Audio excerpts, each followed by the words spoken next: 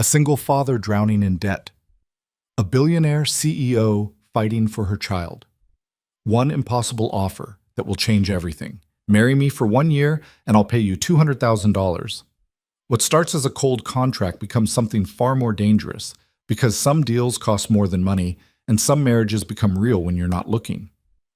This is their story.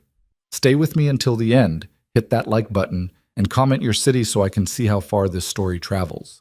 The fluorescent lights in the hospital corridor buzzed with that particular frequency that made Evan Cole's headache worse. He sat in a plastic chair outside room 347, his daughter Maya asleep against his shoulder, her small hand clutching the worn fabric of his jacket. She was 6 years old and shouldn't have to spend her Tuesday evenings like this, breathing in antiseptic and watching her grandfather fade. Mr. Cole? Evan looked up to find Dr. Pacheco standing there with that expression doctors wore when the news wasn't going to get better. He carefully shifted Maya onto the chair beside him, tucking his jacket around her small frame. How long? Evan asked, because there was no point in pretending anymore. Weeks. Maybe a month, if we're lucky. Dr. Pacheco's voice was gentle, but firm. The cancer spread faster than we anticipated. I'm sorry. Evan nodded slowly, his throat tight. His father had been sick for 8 months, but somehow he'd convinced himself there would be more time. There was never enough time. The bills, Evan started, then stopped. He knew what the answer would be. I'll have billing send you an updated statement, Dr. Pacheco said. But Mr. Cole, you should know, the palliative care alone is going to run about $15,000 for the next month. That's not counting the medications or the potential hospice transition. $15,000. Evan wanted to laugh. He had $900 in his checking account and a credit card that was already maxed out. His construction job paid the rent and kept food on the table. Barely. His father's insurance had run out months ago. Yeah, Evan said. Thanks, Doc. After Dr. Pacheco left, Evan sat back down and pulled out his phone. 3 missed calls from his landlord. A text from his boss asking if he could pick up a double shift this weekend. Another reminder from the electric company that his payment was past due. He opened his banking app and stared at the number. $847.23. His father was dying, and Evan couldn't even afford to let him die comfortably. Maya stirred against him, her eyes fluttering open. Is Grandpa okay? He's sleeping, baby, Evan said, smoothing her dark hair back from her face. We'll check on him in a minute. I'm hungry. Of course she was. They'd come straight from her after-school program, and he hadn't had time to grab anything. How about we hit the vending machine? You can pick whatever you want.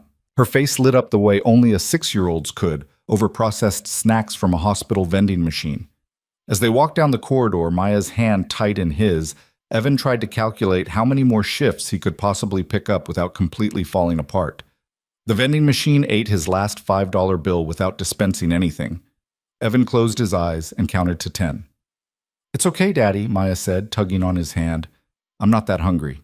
That was what broke him, not the medical bills or his dying father or the impossible math of his life, but his little girl trying to make him feel better about not being able to buy her a bag of chips. He knelt down in front of her. We're going to be okay, he said, and hoped it wasn't a lie. Well, the next morning, Evan was on a job site in Midtown when his phone rang from an unknown number. He almost didn't answer. Debt collectors had gotten creative lately, but something made him swipe to accept. Is this Evan Cole? A woman's voice, crisp and professional. Yeah, who's this?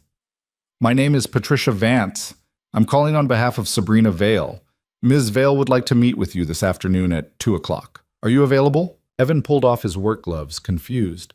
I think you've got the wrong guy. I don't know any Sabrina Vale. Ms. Vale knows of you through mutual acquaintances. This is a business matter. The meeting will take place at Vale Industries headquarters. I can send a car for you. Look, lady, I'm working. I can't just... Ms. Vale is prepared to compensate you for your time. $500 for 1 hour of conversation. Will that be sufficient? Evan went still. $500 for an hour of talking? It had to be a scam. Or worse. What kind of business are we talking about here? That's something Ms. Vale prefers to discuss in person. The car will arrive at your location at 1:30. I'll need your current address. $500. That was groceries for 2 weeks. That was a payment toward the electric bill. That was... Fine, Evan heard himself say. He gave her the address of the construction site. Excellent. Oh, and Mr. Cole, come as you are. Ms. Vale appreciates authenticity. The line went dead. Evan stared at his phone for a long moment, then went to find his foreman. Whatever this was, he had a feeling his afternoon was about to get very strange. The car that arrived at 1:30 was not what Evan expected. He'd been picturing maybe a town car, something reasonably nice. What pulled up was a black Mercedes S-Class with a driver in an actual suit. Mr. Cole? The driver opened the rear door. I'm here to take you to Miss Vale. Evan looked down at his work boots, his dusty jeans, the t-shirt that had definitely seen better days. She said to come as I am. Yes, sir. The interior of the car was nicer than his entire apartment. Evan sat carefully, trying not to get construction dust on the leather seats. As they pulled into traffic, he found himself running through every possible scenario. Drug running, money laundering, some kind of bizarre reality TV prank. But $500 was $500, and his father needed medication that cost $280 a bottle. Vale Industries was housed in one of those glass towers that dominated the Midtown skyline. The kind of building Evan had worked on but never actually entered through the front door. The driver took him through a private entrance that led directly to a bank of elevators. Top floor, the driver said. Ms. Vance will meet you there. The elevator was faster than any Evan had been in. His ears popped. When the doors opened, he stepped into a reception area that looked like something out of a magazine. All clean lines and expensive art, and a view of the city that made his stomach drop. Patricia Vance turned out to be a woman in her 50s with silver hair and the kind of presence that suggested she didn't take shit from anyone. She looked Evan up and down once, nodded as if he'd passed some test, and gestured toward a set of double doors. Ms. Vale is expecting you. The office beyond was even more intimidating than the reception area. Floor-to-ceiling windows, a desk that probably cost more than Evan made in 6 months. And behind that desk, a woman who looked up from her laptop as he entered. Sabrina Vale was younger than he'd expected, maybe early 30s, with dark hair pulled back in a style that probably had a fancy name, and eyes that assessed him in about 3 seconds flat. She wore a black suit that fit like it had been made for her body specifically, and when she stood to offer her hand, Evan was struck by 2 things. She was tall, maybe 5'10", and she looked exhausted in a way that money couldn't hide. Mr. Cole, thank you for coming. Her handshake was firm, businesslike. Please, sit. Evan sat in a chair that was probably worth more than his car had been before it died. Ms. Vale, I have to admit, I have no idea why I'm here. Direct. I appreciate that. She sat back down, folding her hands on the desk. I'm going to be equally direct with you, Mr. Cole. I need a husband. Evan blinked. Excuse me? Not permanently. 1 year. In exchange, I'm prepared to pay you $200,000. The words didn't make sense.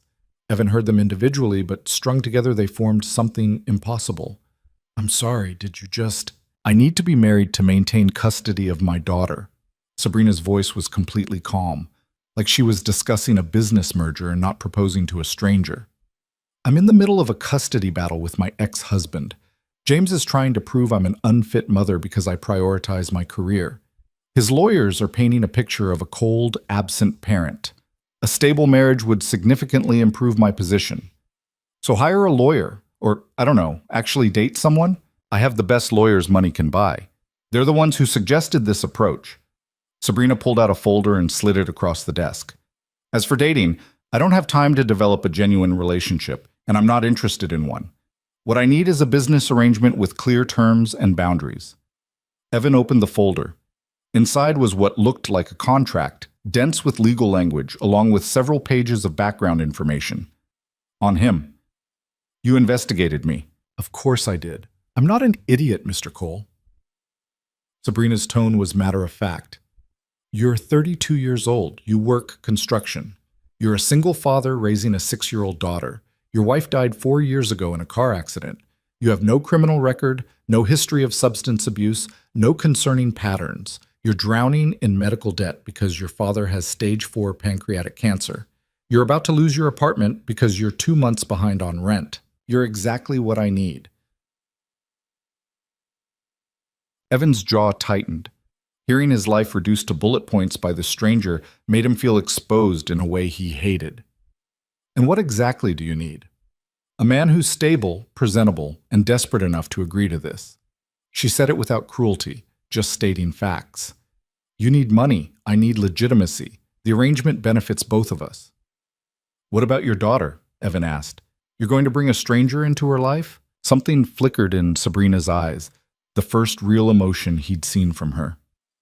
My daughter is the only thing that matters to me, which is why I'm doing this. James is fighting for full custody, and he has the legal team to make it happen. I won't lose her. How old is she? 5. Her name is Sophie. Sabrina pulled up something on her phone and turned it toward him. The photo showed a little girl with dark curls and her mother's serious eyes, wearing a ballet outfit and trying very hard not to smile. Evan thought of Maya, of how he'd do anything to protect her. He understood that kind of desperation, but this was insane. $200,000, he said slowly. Yes. Half up front, half at the end of the year. You and your daughter would move into my house in Westchester. It's important that we establish a genuine household. You'd attend social functions with me, participate in family activities, present the image of a stable married couple. The marriage would be legal but platonic. Separate bedrooms, no expectation of physical intimacy. What about my job? You'd quit. I need you available to play the role of supportive husband and father figure. Consider it your job for the year. You'll be compensated accordingly. Evan leaned back, his head spinning. This is crazy. This is practical. Sabrina closed her laptop, giving him her full attention. I've thought through every angle, Mr. Cole. The risks, the logistics, the legal implications. This is the best solution to both our problems. You don't even know me. I know enough. I know you're a good father. I know you show up for your responsibilities even when it's hard. I know you're honest. You could have lied on your background check, inflated your credentials, tried to seem more impressive than you are. You didn't. She paused. I know you're the kind of man who would sit in a hospital corridor all night because your father needed you there. That's the kind of stability I need to show the court. Evan stared at her. How did you? I told you. I did my research. He looked down at the contract again, at numbers that could change his entire life. $100,000 up front. That would cover his father's care. It would pay off his debts. It would give Maya the stability she deserved. But it would also be a lie. A massive, carefully constructed lie. I need to think about it, Evan said. Of course. Take 24 hours. Sabrina pulled out a business card and wrote something on the back. This is my personal number. Call me by this time tomorrow with your answer. Evan stood, tucking the folder and card into his jacket. Can I ask you something? Yes. Why me? Out of everyone you could have chosen, why someone like me?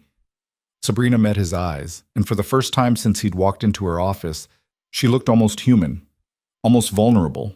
Because you'll do it for the right reasons, she said quietly.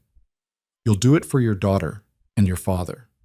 Not for money or status, or because you think you can leverage it into something else. You'll do it because you're desperate and decent, and that's exactly what I need the court to see. A decent man who chose to build a life with me. Evan didn't have an answer for that. He just nodded and left. That night, after Maya was asleep and Evan had checked on his father, weaker now, sleeping more, he sat at his small kitchen table with the contract spread out in front of him. The terms were clear. 1 year, starting immediately after the marriage. He and Maya would move into Sabrina's house. He would be expected to attend public events, family functions, anything that reinforced the image of a stable marriage. He would have full access to household finances for reasonable expenses. In exchange, he'd receive $100,000 upon signing and another $100,000 at the end of the 12 months, provided he fulfilled all terms of the agreement. There were clauses about confidentiality, about what would happen if either party violated the terms, about the divorce that would be filed exactly 1 week after the contract ended.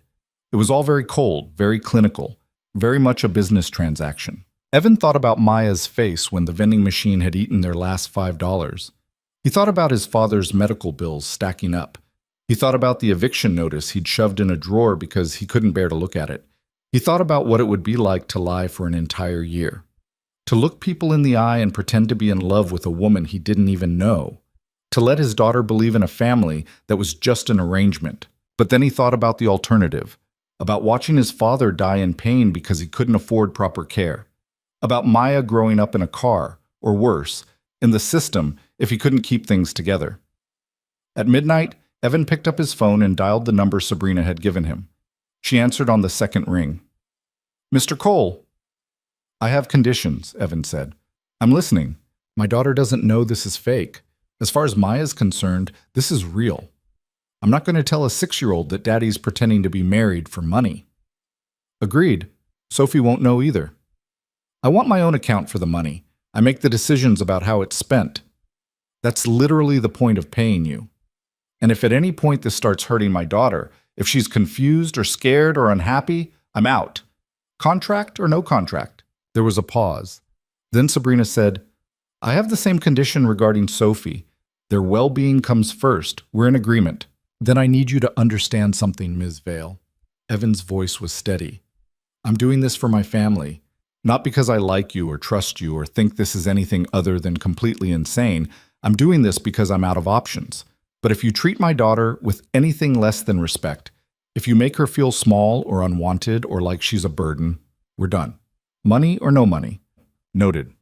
And for the record, Mr. Cole, I don't need you to like me. I need you to show up and play your part. Can you do that?"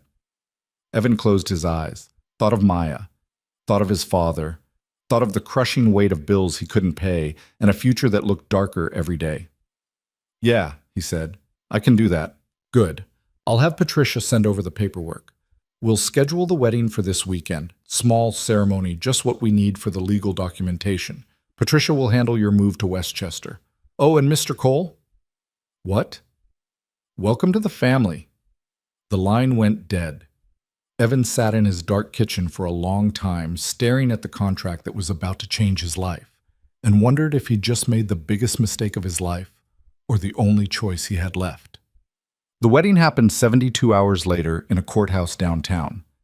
Patricia Vance had arranged everything with the kind of ruthless efficiency that made Evan understand how Vale Industries had become a billion-dollar company. He wore a suit that Patricia had delivered to his apartment, expensive enough to photograph well, but not so expensive that it looked unnatural on him.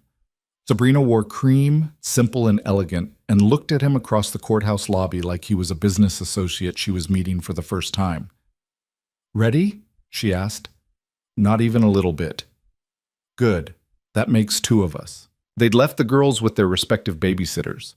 This wasn't about them, not yet. This was just paperwork, just making it legal so that when the court reviewed Sabrina's custody arrangement, they'd see a married woman with a stable household. The actual ceremony took 12 minutes. They stood in front of a judge who'd clearly performed hundreds of these and didn't care about the emotional weight of the moment. Evan said, "I do," and slipped a ring onto Sabrina's finger, a ring that Patricia had picked out because neither of them had thought about it until the night before. Sabrina did the same, her fingers cool and steady against his. "I now pronounce you husband and wife." Sabrina kissed him. It was brief, professional, and completely devoid of any actual feeling. When she pulled back, her expression hadn't changed at all. They signed the papers. Patricia took photos for the social media announcement Sabrina's PR team had prepared. Evan stood next to his new wife and smiled for the camera, and felt like he was watching someone else's life unfold. "All right," Patricia said, checking her phone. "The movers will have Evan's things at the house by this evening. We've scheduled a family dinner for tomorrow night, something casual. Let the girls meet each other in a low-pressure environment. Sabrina, I've briefed the household staff on the situation. They'll be discreet." "Thank you, Patricia." Sabrina turned to Evan. "I have meetings this afternoon. Patricia will drive you back to your apartment to say goodbye to your father. Then she'll bring you to the house." "You're not coming?" "Why would I? This is your personal matter." She said it without any apparent awareness of how cold it sounded. "I'll see you at dinner." She left, heels clicking on the marble floor, already on her phone before she'd made it to the exit. Patricia gave Evan a look that might have been sympathetic. "She's not great with emotions." "I'm getting that. But she's serious about the custody situation, about protecting Sophie. That's real, even if the rest of this is complicated." "Yeah," Evan said. "Complicated. That's one word for it." His father was awake when Evan arrived at the hospital, more lucid than he'd been in days. Evan sat beside the bed and took his father's hand, feeling how thin it had become. "Hey, Dad. You're wearing a suit." His father's voice was weak but still held a trace of humor. Someone die? Worse, I got married. His father's eyes focused on him with surprising sharpness. Married? To who? Evan had thought about what to say. He'd practiced the lie. But sitting there, holding his dying father's hand, the words stuck in his throat. Her name's Sabrina, he finally said.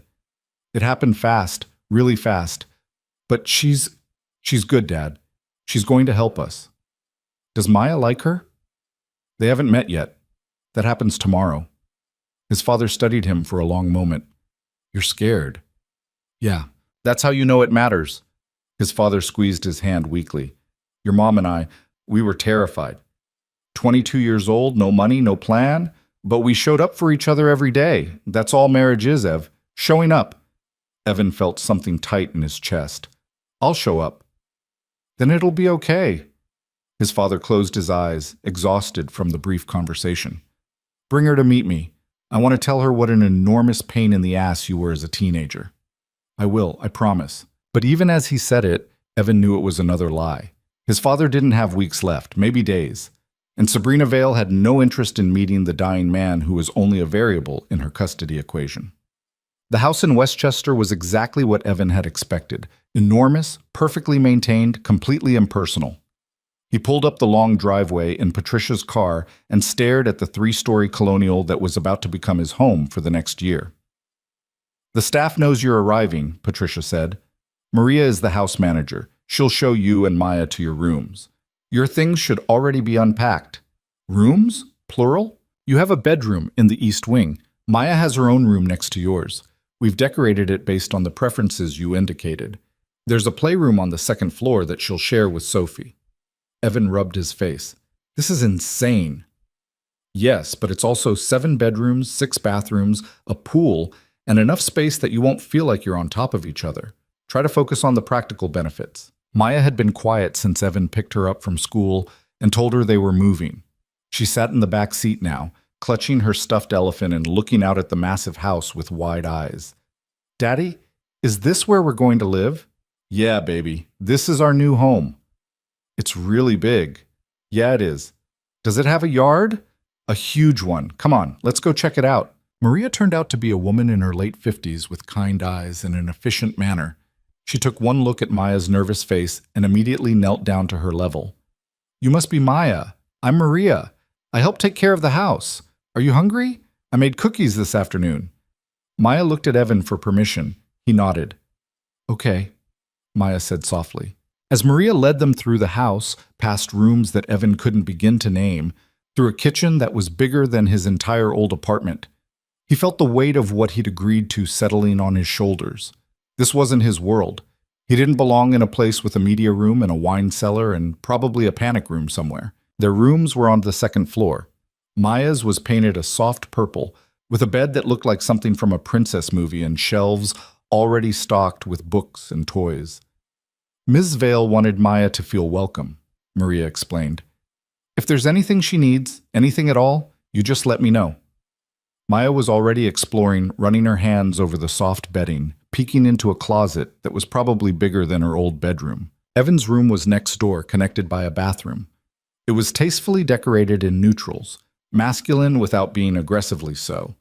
There was a desk by the window, a king-sized bed, a chair for reading. All his clothes had been unpacked and hung in the closet with the same care that had been given to Maya's things. It felt like a very nice hotel room. Impersonal. Temporary. Ms. Vale's room is in the west wing, Maria said. Sophie's room is next to hers. The playroom is between both wings, so the girls can meet in neutral territory, so to speak. Where's Sophie now? At dance class. Ms. Vale will bring her home around 6. Dinner is at 7. 6 hours. Evan had 6 hours to figure out how to explain to his daughter that they were living in this mansion because he'd married a woman she'd never met. Thanks, Maria, he said. After she left, Maya came to stand beside him. I like my room. Yeah, that's good. But I miss our apartment. Evan pulled her into a hug. I know, baby. This is a big change. But we're going to be okay here. I promise. Do I have to call Ms. Vale Mom? The question caught him off guard. What? No, Maya, you don't have to call her anything you don't want to. Okay, good. Maya pulled back, looking up at him seriously. Because I only have one mom, even if she's in heaven. Evan's throat went tight. That's right. You only have one mom, and nothing's going to change that. But Ms. Vale is your wife now. Yeah, it's complicated, baby. Adults always say that when they mean something is weird. Evan couldn't help but laugh. You're right, it is weird, but we're going to figure it out together, okay? Okay. Maya went back to exploring her new room, and Evan stood at the window looking out at the massive yard, the pool, the property that stretched farther than he could see. He'd sold his life for this. Sold it for a year, for money, for his father's medical care and Maya's future. He just hoped it was worth the price. Dinner was awkward in a way that Evan hadn't fully anticipated. Sabrina arrived home at 6:30, Sophie in tow. The little girl was small for 5, all dark curls and cautious eyes, wearing a pink leotard under her jacket and clinging to her mother's hand. They met in the foyer, 2 fathers and 2 daughters, standing in a space that could have held Evan's entire old apartment. Sophie, this is Evan and his daughter Maya, Sabrina said, her voice softer than Evan had heard it before. They're going to be living with us now. Sophie stared at them without saying anything. Maya, never one to be shy for long, gave a little wave. Hi, I like your house. Thank you, Sophie whispered. Do you want to see my room? It's purple. Sophie looked up at Sabrina, who nodded. Go ahead, stay on this floor. Your Hans. The girls disappeared down the hallway, Maya chattering about the stuffed animals Maria had arranged on her bed. The adults stood in silence. How was the move? Sabrina asked, in the tone of someone making mandatory small talk. Fine. Maria was very helpful. Good. Dinner's at 7. I usually eat in the dining room, but I thought tonight we could use the kitchen table, more casual. Sure. More silence. Evan had never been good at small talk, and Sabrina seemed to have no interest in it. They stood there like strangers at a bus stop until Sophie came running back. Mama, Maya has a stuffed elephant, and she said I could hold him. That's nice of her, sweetheart. Sabrina brushed a curl from Sophie's face. Go wash your hands for dinner. Sophie ran off. Sabrina turned to Evan. She's shy. It'll take her time to warm up to you. That's fine. Maya can be overwhelming. I'll make sure she gives Sophie space. I'd appreciate that. Dinner was a strange affair. Maria had made something kid-friendly. Pasta with butter and cheese for the girls, a more elaborate chicken dish for the adults. They sat at a table that could seat 12. The 4 of them clustered at one end, the rest of the chairs empty and accusing. Maya talked enough for all of them, asking Sophie questions about school and dance class and whether she liked playing outside. Sophie answered in monosyllables, but Evan could see her slowly relaxing, the wariness in her eyes fading just a little. Sabrina ate methodically, occasionally interjecting to correct Sophie's manners or to answer Maya's more ambitious questions. She was patient with the girls in a way that surprised Evan, not warm exactly, but attentive, like she'd studied how to be a good mother and was executing the steps carefully. Maya, we don't talk with our mouth full, Evan said when his daughter launched into a story mid-bite. Sorry, Daddy. Sabrina glanced at him, something unreadable in her expression. Sophie, elbows off the table. After dinner, Sabrina suggested the girls play in the playroom while she and Evan talked. They ended up in what she called the study, another room with more books than Evan had ever owned in his life and furniture that probably cost more than a year of his old rent. We need to establish some ground rules, Sabrina said, closing the door, about how this is going to work. Okay, the girls are the priority. Whatever else happens, we keep things stable for them. Agreed. I work long hours. I usually leave by 7 and I'm home around 6, sometimes later. I'll try to be home for dinner most nights, but I can't guarantee it. What about Sophie? Who takes care of her while you're gone? Maria helps, and we have a nanny, Rachel, who comes in the mornings. But now that you're here... Sabrina paused, seeming to choose her words carefully. I'm hoping you can take on some of those responsibilities. School drop-offs, afternoon activities, that kind of thing. That's fine. Maya's got school until 3. I can handle both. Good. There's a car in the garage you can use, a Volvo SUV. Practical. Safe. Of course, she'd already thought of that. Probably had it detailed and registered in his name before he'd even agreed to any of this. What about custody hearing? Evan asked. When is it? 6 weeks. My lawyer wants us to establish a pattern of stable family life before then. That means family dinners, weekend activities together, attendance at Sophie's dance recitals, that kind of thing. Okay. We'll also need to do a few public appearances. There's a charity gala next month. Vale Industries sponsors it. We should be seen there together. Evan thought about wearing a tux and making small talk with billionaires. I don't really do galas. You do now. Patricia will get you fitted for formal wear. You don't have to be charming, Evan. You just have to show up and not embarrass me. The way she said it, so matter-of-fact, like his only value was in not being a liability, made something twist in Evan's gut. But he swallowed it down because this was the deal. This was what he'd signed up for. Fine. One more thing. Sabrina met his eyes. We need to be convincing. That doesn't mean we have to like each other or even talk much when we're alone. But in public, around the girls, in front of the staff, we need to sell this. The court's going to be looking for any signs that this marriage is fake. I know how to play a part. Good. Because a lot is riding on this. She stood clearly ready to end the conversation. Evan stayed seated. Can I ask you something? Sabrina paused. What? Why are you so sure you're going to lose custody? You've got money, resources, a stable home. What's your ex-husband got that's so much better? For the first time since they'd met, Sabrina looked genuinely uncomfortable. She crossed her arms, defensive. James is a partner at one of the top law firms in the city. He has family money, connections, and a very sympathetic narrative. The devoted father fighting against the career-obsessed mother who's never around. He's also engaged to a kindergarten teacher who bakes and volunteers and will make the perfect stepmother in the eyes of the court. But you're Sophie's mom, which means nothing if the court decides she'd be better off with him. Sabrina's voice went hard. I've built a billion-dollar company from scratch. I employ 3,000 people.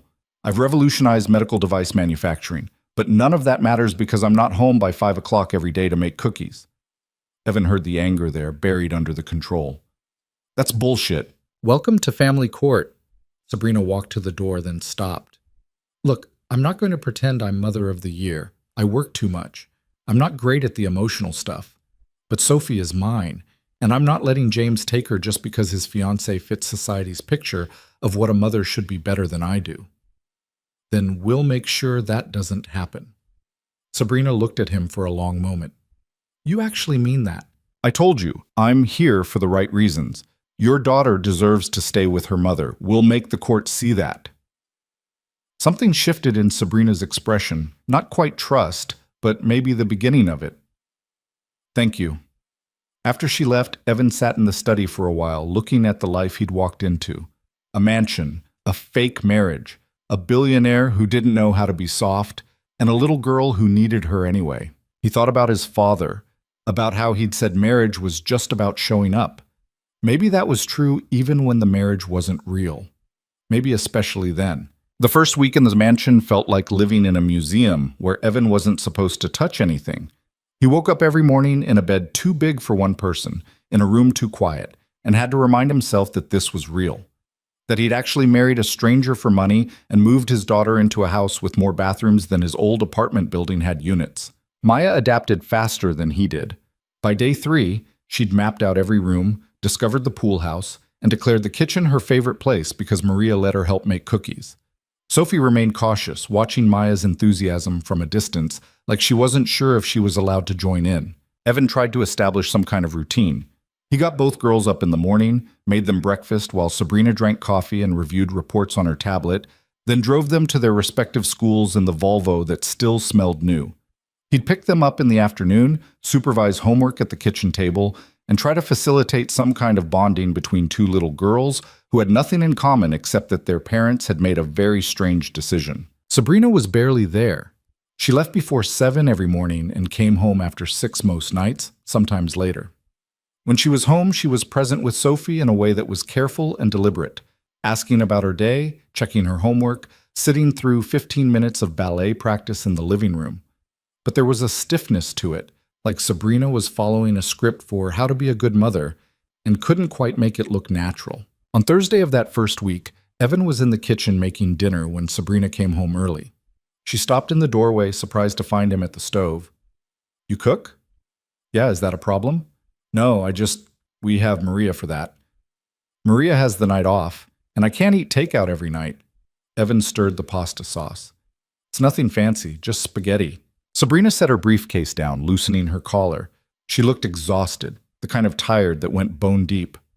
Where are the girls? Playroom. They're building something with Legos. Well, Maya's building. Sophie's watching and occasionally handing her pieces. That's progress, I suppose. It's slow, but yeah, it's something. Sabrina poured herself a glass of wine from a bottle that probably cost more than Evan used to make in a week. She leaned against the counter, watching him cook with an expression he couldn't quite read. You're different than I expected, she said finally. How so? You actually care about the domestic stuff. Most men I know wouldn't. She stopped, shook her head. Never mind. Wouldn't what? Know how to cook? Take care of their kids? Evan kept his voice even. I've been doing this alone for 4 years. You learn fast when there's no other option. Right, your wife. Rachel. Her name was Rachel. Evan dumped the pasta into boiling water. She was driving home from work when a guy ran a red light. Maya was 2. One day she had a mom, the next day she didn't. So yeah, I learned to cook, and do laundry, and braid hair even though I'm terrible at it. Sabrina was quiet for a moment. I'm sorry. That must have been. It was. But we got through it. He didn't want her pity. Didn't want to talk about Rachel with this woman who'd bought her way into his life. Dinner will be ready in 10 minutes. Can you get the girls? Sabrina set down her wine glass and went to collect Sophie and Maya. Evan listened to their voices in the other room. Maya's excited chatter, Sophie's quiet responses, Sabrina's careful questions. It sounded almost like a real family if you didn't know better. They ate at the kitchen table again. Evan had tried the formal dining room once and decided it was too ridiculous for a Tuesday night. Sabrina didn't argue, which surprised him. She seemed to prefer the kitchen anyway, like the smaller space made it easier to manage the performance of family dinner. This is really good, Sophie said softly, twirling spaghetti on her fork. Thank you, sweetheart. Maya grinned at her. My daddy makes the best spaghetti. He puts in the secret ingredient. What's the secret ingredient? Sophie asked, leaning forward. Can't tell you. It's a secret. Maya's expression was completely serious. But maybe if you're really nice, he'll tell you when you're older. Evan caught Sabrina's eye across the table. She almost smiled. Almost. After dinner, while the girls watched a movie in the den, Evan cleaned up the kitchen. He was elbow-deep in soapy water when Sabrina appeared again. We have a dishwasher. I know, I like doing it by hand. Gives me time to think. About what? About how surreal this all is, Evan thought. About my father dying in a hospital while I play house with a billionaire. About whether I'm screwing up my daughter's life with this lie. Nothing important, he said. Sabrina picked up a dish towel and started drying the plates he'd set in the rack. Evan glanced at her, surprised. What? I'm capable of basic tasks. Didn't say you weren't. They worked in silence for a few minutes. It wasn't comfortable exactly, but it wasn't hostile either. Just 2 people doing dishes because they needed to be done. I have to go to Chicago next week, Sabrina said. Business trip, 3 days. Okay. I was thinking it might be good if you came with me. We could take the girls, make it a family thing. There's a children's museum Sophie likes. Evan rinsed a pot, thinking. You want us to come with you on a business trip? I want the court to see that we do things together as a family. My lawyer suggested it. Normal families take trips together.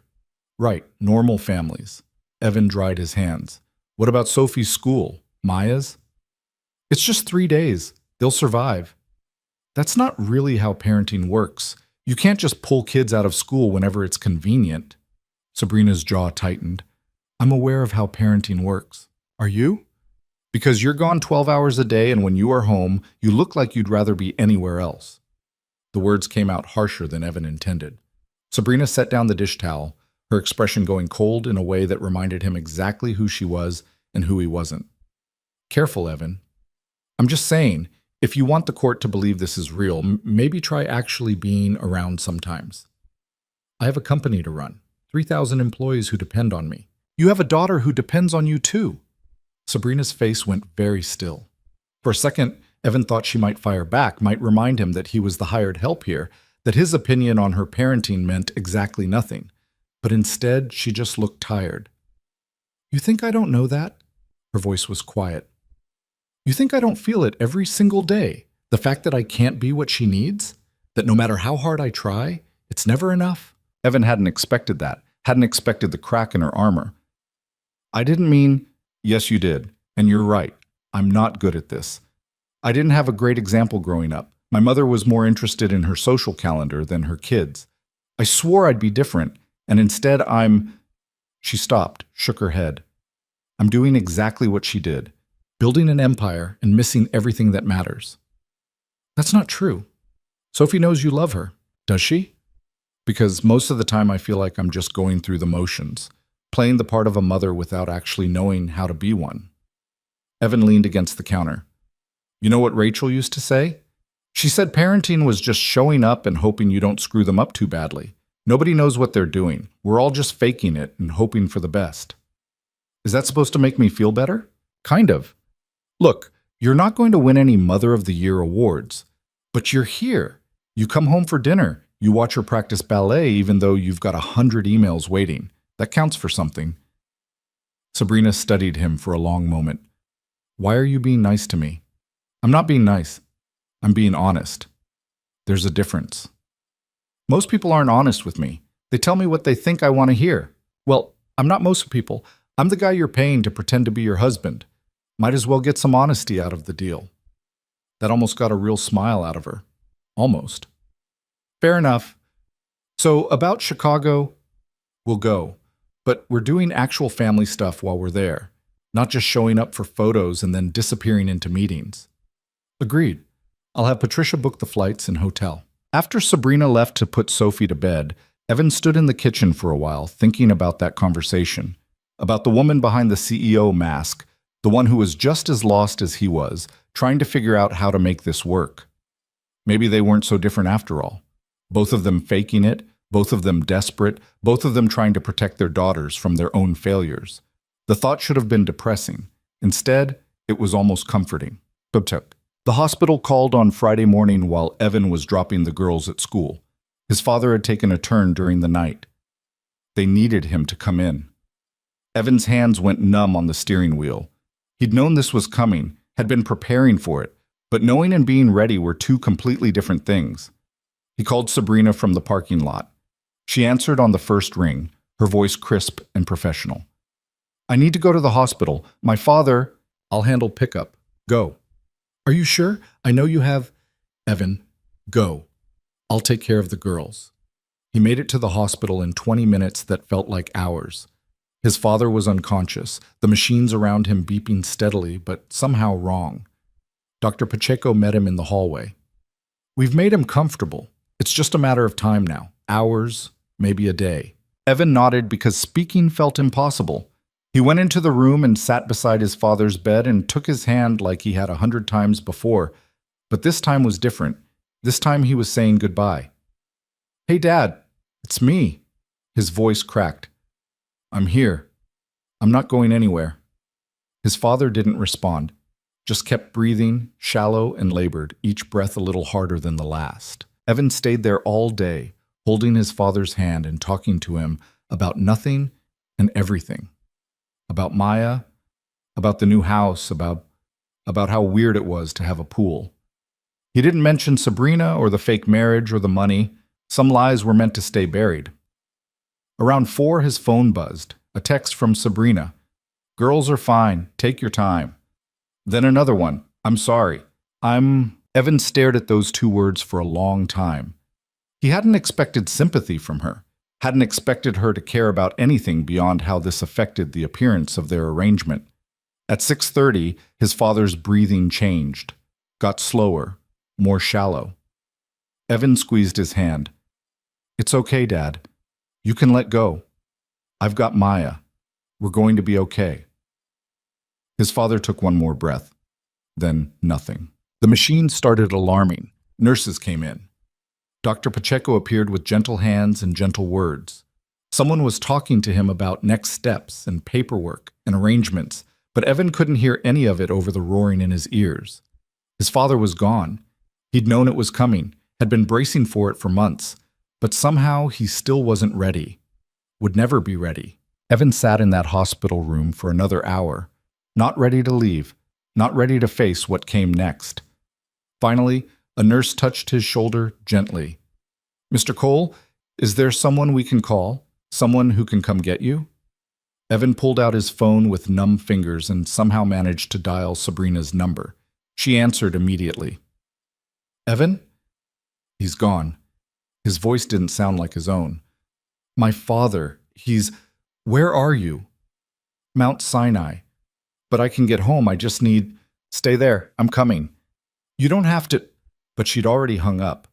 30 minutes later, Sabrina walked into the hospital room, still wearing her work clothes, her heels clicking on the linoleum. She took one look at Evan's face and something in her expression shifted. "Come on," she said quietly.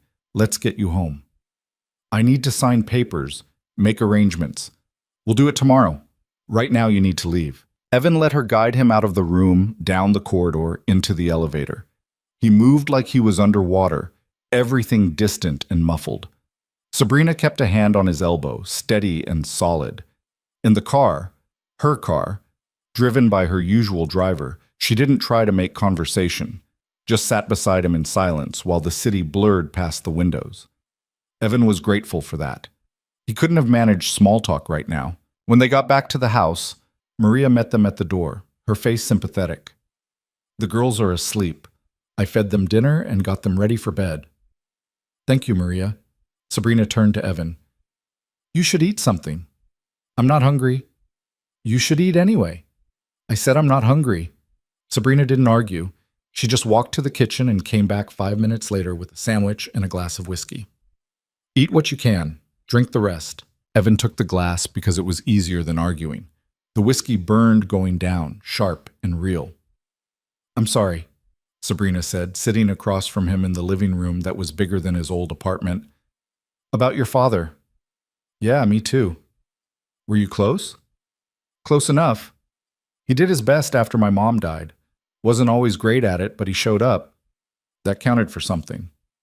"When did your mother..." "I was 15. Cancer." Evan took another drink. "Same thing that got my dad. Different kind, but same ending." Sabrina was quiet for a moment. "My father's still alive. Lives in Greenwich with his 4th wife. We haven't spoken in 3 years." Evan looked at her, surprised by the admission. "What happened?" "He didn't approve of my company. Thought I should have married well and supported some man's career instead of building my own. When I filed for divorce from James, he sided with him, said I was throwing away a good marriage for my ego." Her voice was flat, emotionless. "So I stopped calling." "That's rough." "It is what it is." Sabrina stood. "You should get some sleep. Tomorrow's going to be difficult." But Evan didn't want to be alone. Didn't want to go upstairs to that too-big bedroom and lie awake thinking about his father dying in a hospital bed while he played pretend in a mansion. "Can you just..." He stopped, not sure what he was asking for. "Can you stay for a minute?" Sabrina hesitated, then sat back down. They sat in silence, not touching, not talking, just existing in the same space. It shouldn't have helped, but somehow it did. The funeral was on Tuesday. Sabrina insisted on coming, and Evan was too tired to argue. She wore a simple black dress and stood beside him at the graveside, her hand resting lightly on his arm, in a gesture that looked natural enough that people probably thought it was real. Maya held his other hand, her small fingers tight in his.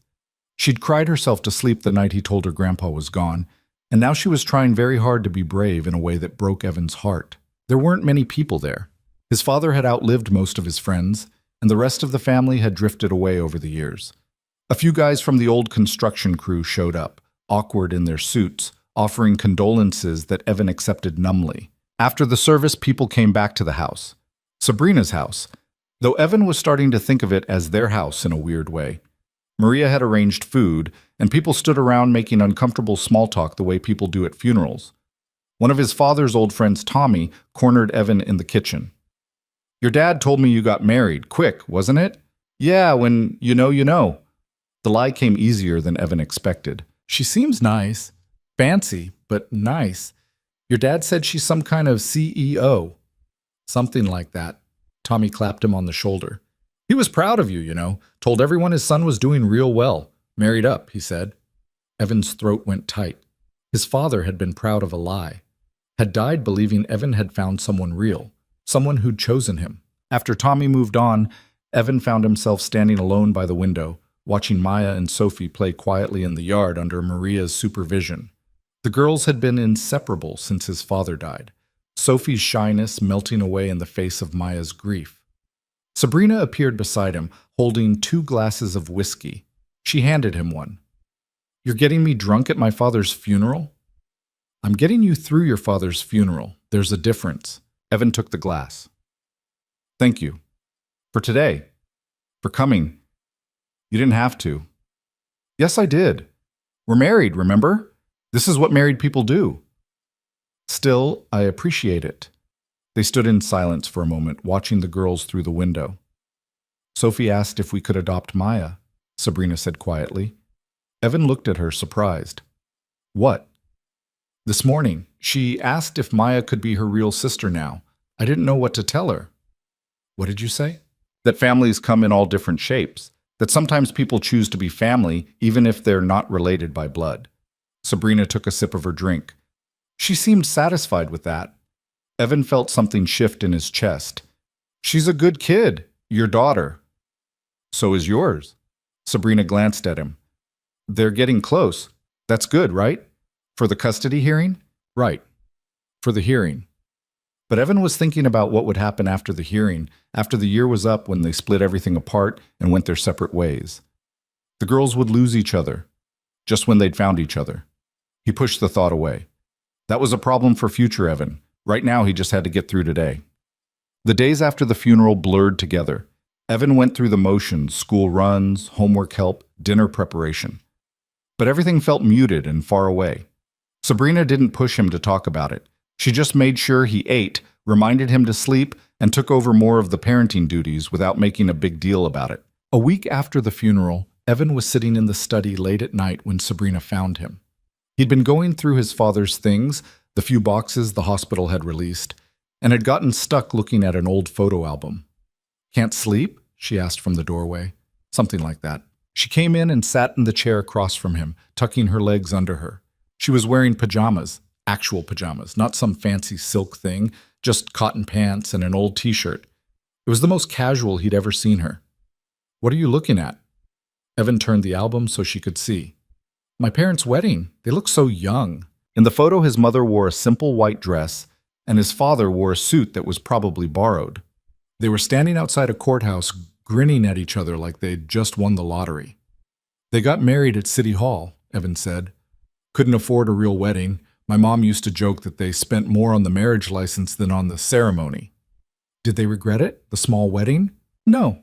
They used to say it didn't matter where you got married, just who you married." Evan closed the album carefully. "Kind of ironic, considering where I am now." Sabrina was quiet for a moment.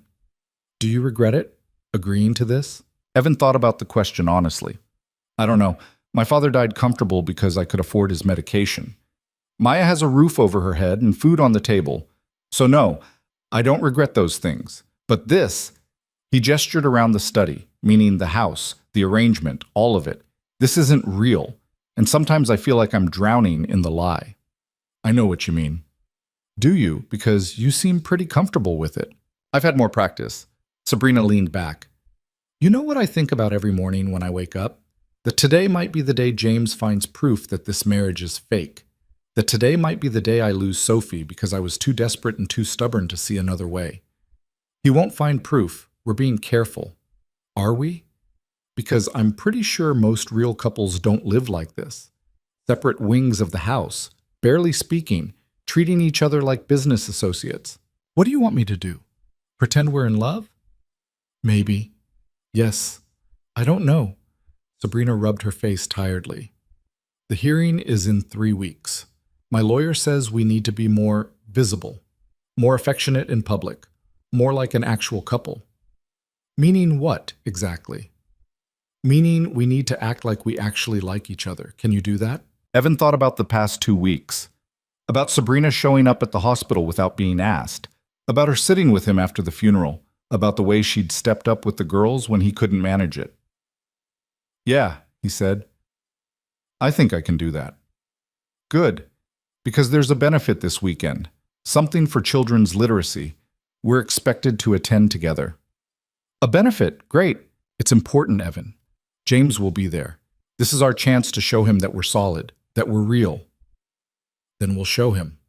Evan stood, tucking the photo album under his arm. I'm going to bed. You should too. You look exhausted. Thanks. Very flattering. I'm serious. When's the last time you slept more than 5 hours? Sabrina didn't answer, which was answer enough. Go to bed, Sabrina. The company will survive without you for one night. She looked like she might argue, then just nodded. All right, good night, Evan. Good night. As Evan climbed the stairs to his room, he thought about what she'd said, about needing to act like they actually liked each other. The weird thing was, he realized, it wouldn't be that hard, because somewhere in the past few weeks, buried under the grief and the stress and the constant performance, he'd started to actually like her. Not love, not even close, but like? Yeah, he could work with that. But does she? The benefit was held at the Plaza Hotel in a ballroom that probably cost more to rent for one night than Evan used to make in a year. He stood in a tux that Patricia had arranged, feeling like a fraud among all these people in their designer clothes and expensive jewelry. Sabrina looked stunning in a midnight blue gown that probably cost more than his old car. She'd done something different with her hair, still pulled back but softer somehow, and when she took his arm, he felt every eye in the room turn toward them. Smile, she murmured. You look like you're facing a firing squad. That's about how I feel. Just stay close to me and follow my lead. We're going to work the room, make some donations, and show everyone that we're the perfect couple. No pressure.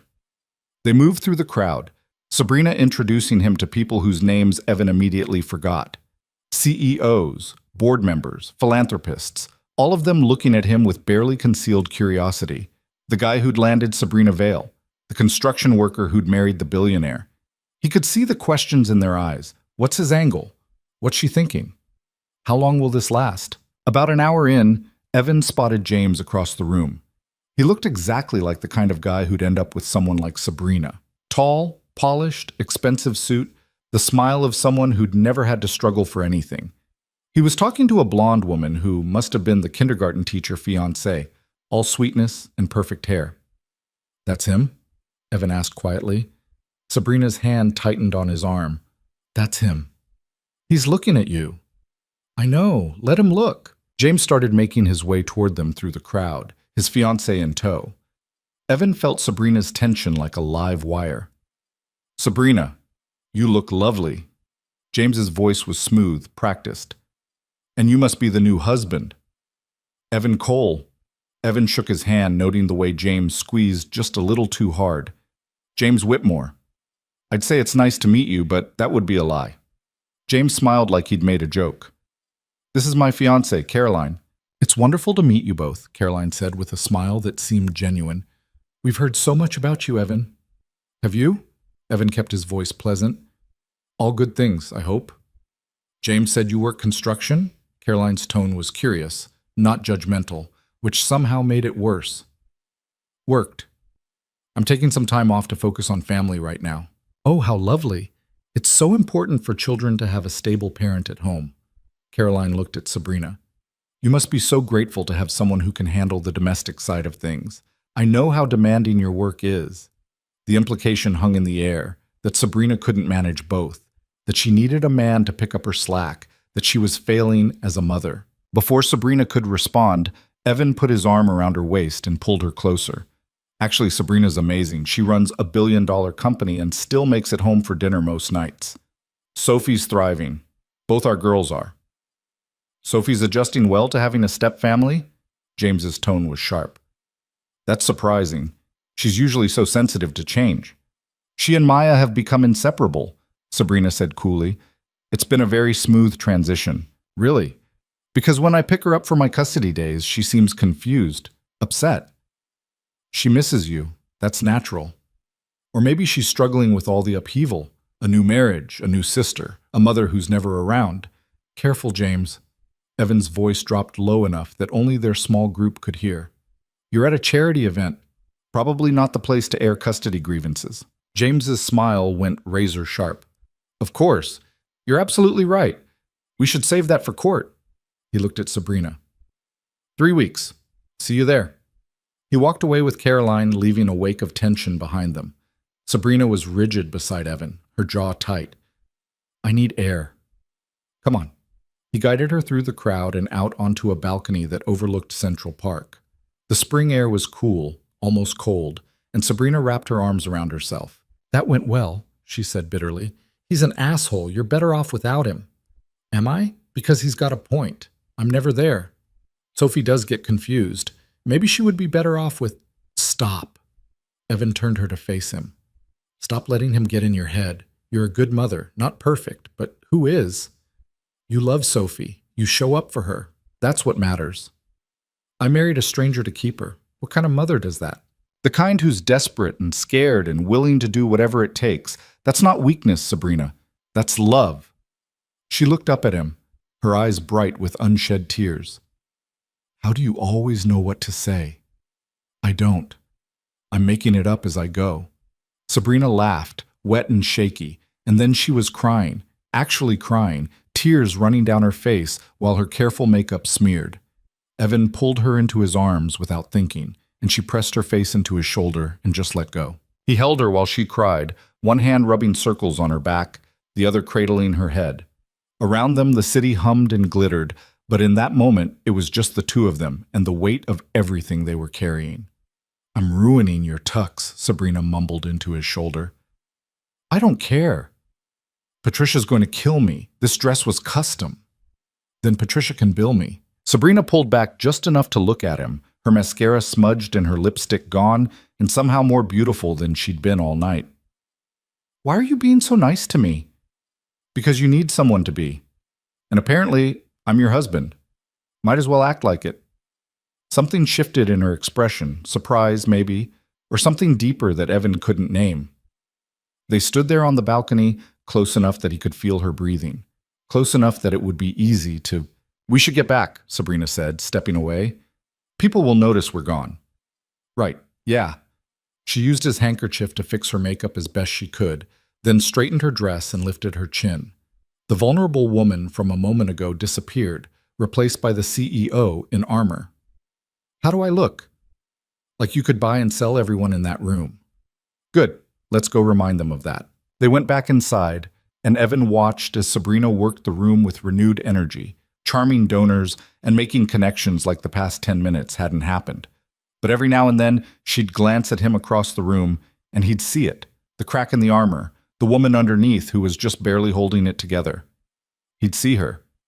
And somehow, that felt more dangerous than anything else about this arrangement. Later that night, after they'd gotten home and checked on the girls and retreated to their separate wings of the house, Evan lay awake thinking about the way Sabrina had felt in his arms, about the way holding her had felt right in a way that scared him. This was supposed to be business, a transaction. 1 year, $200,000, and then they'd go their separate ways. But somewhere along the way, it had stopped feeling like business.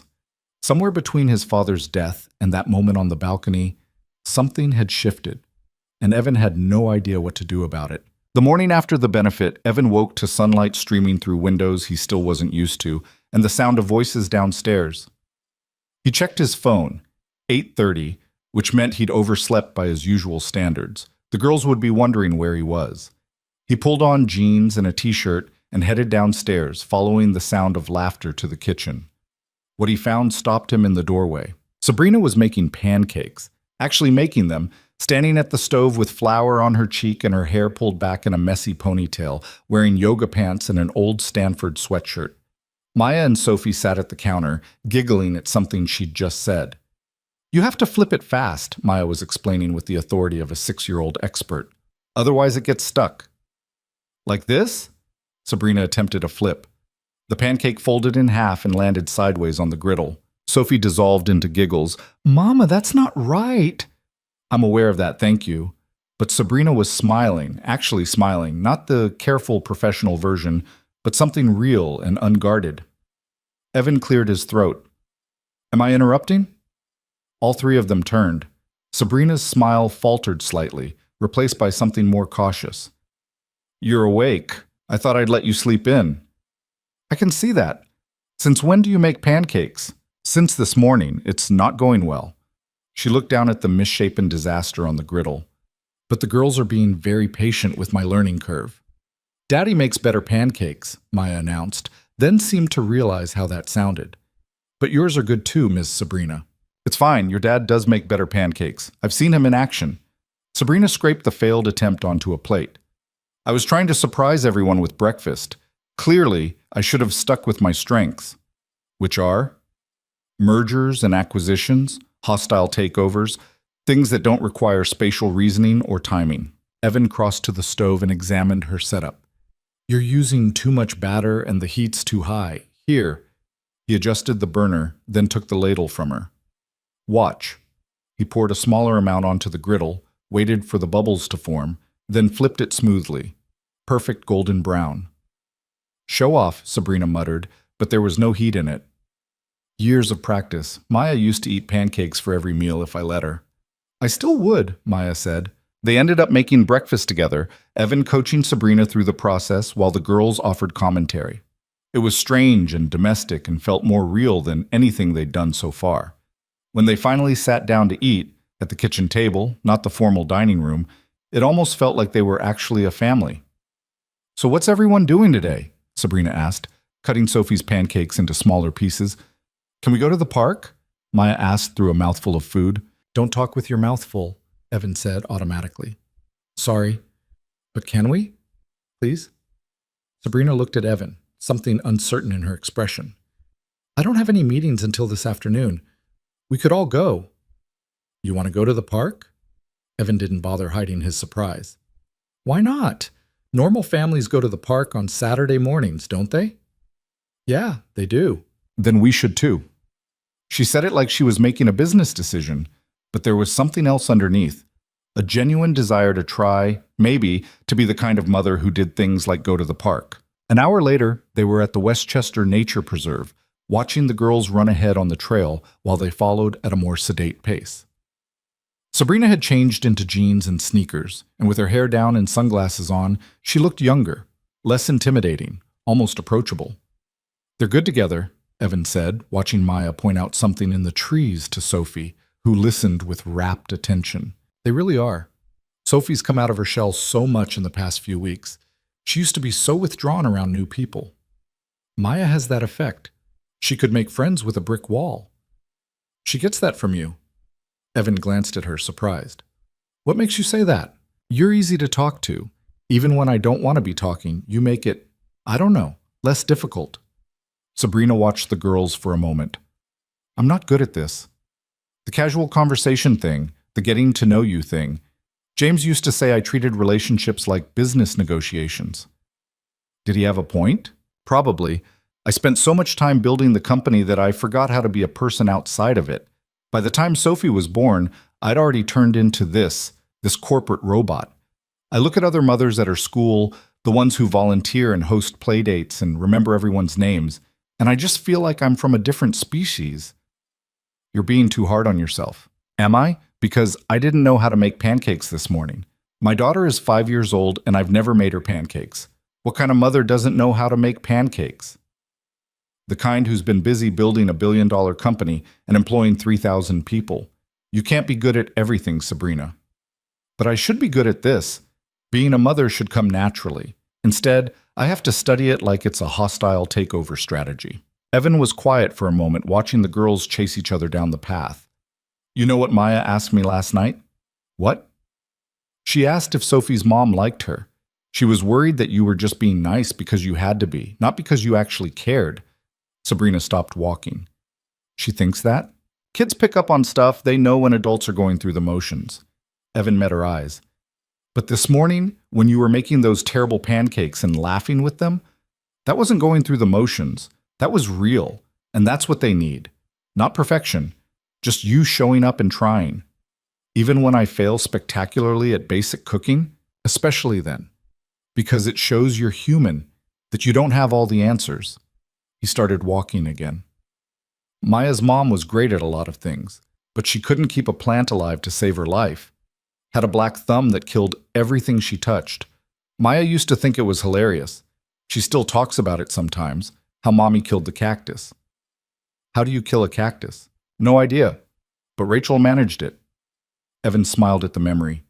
The point is, Maya didn't love her less because she was bad at gardening. She just loved her, flaws and all. Sabrina was quiet for a long time.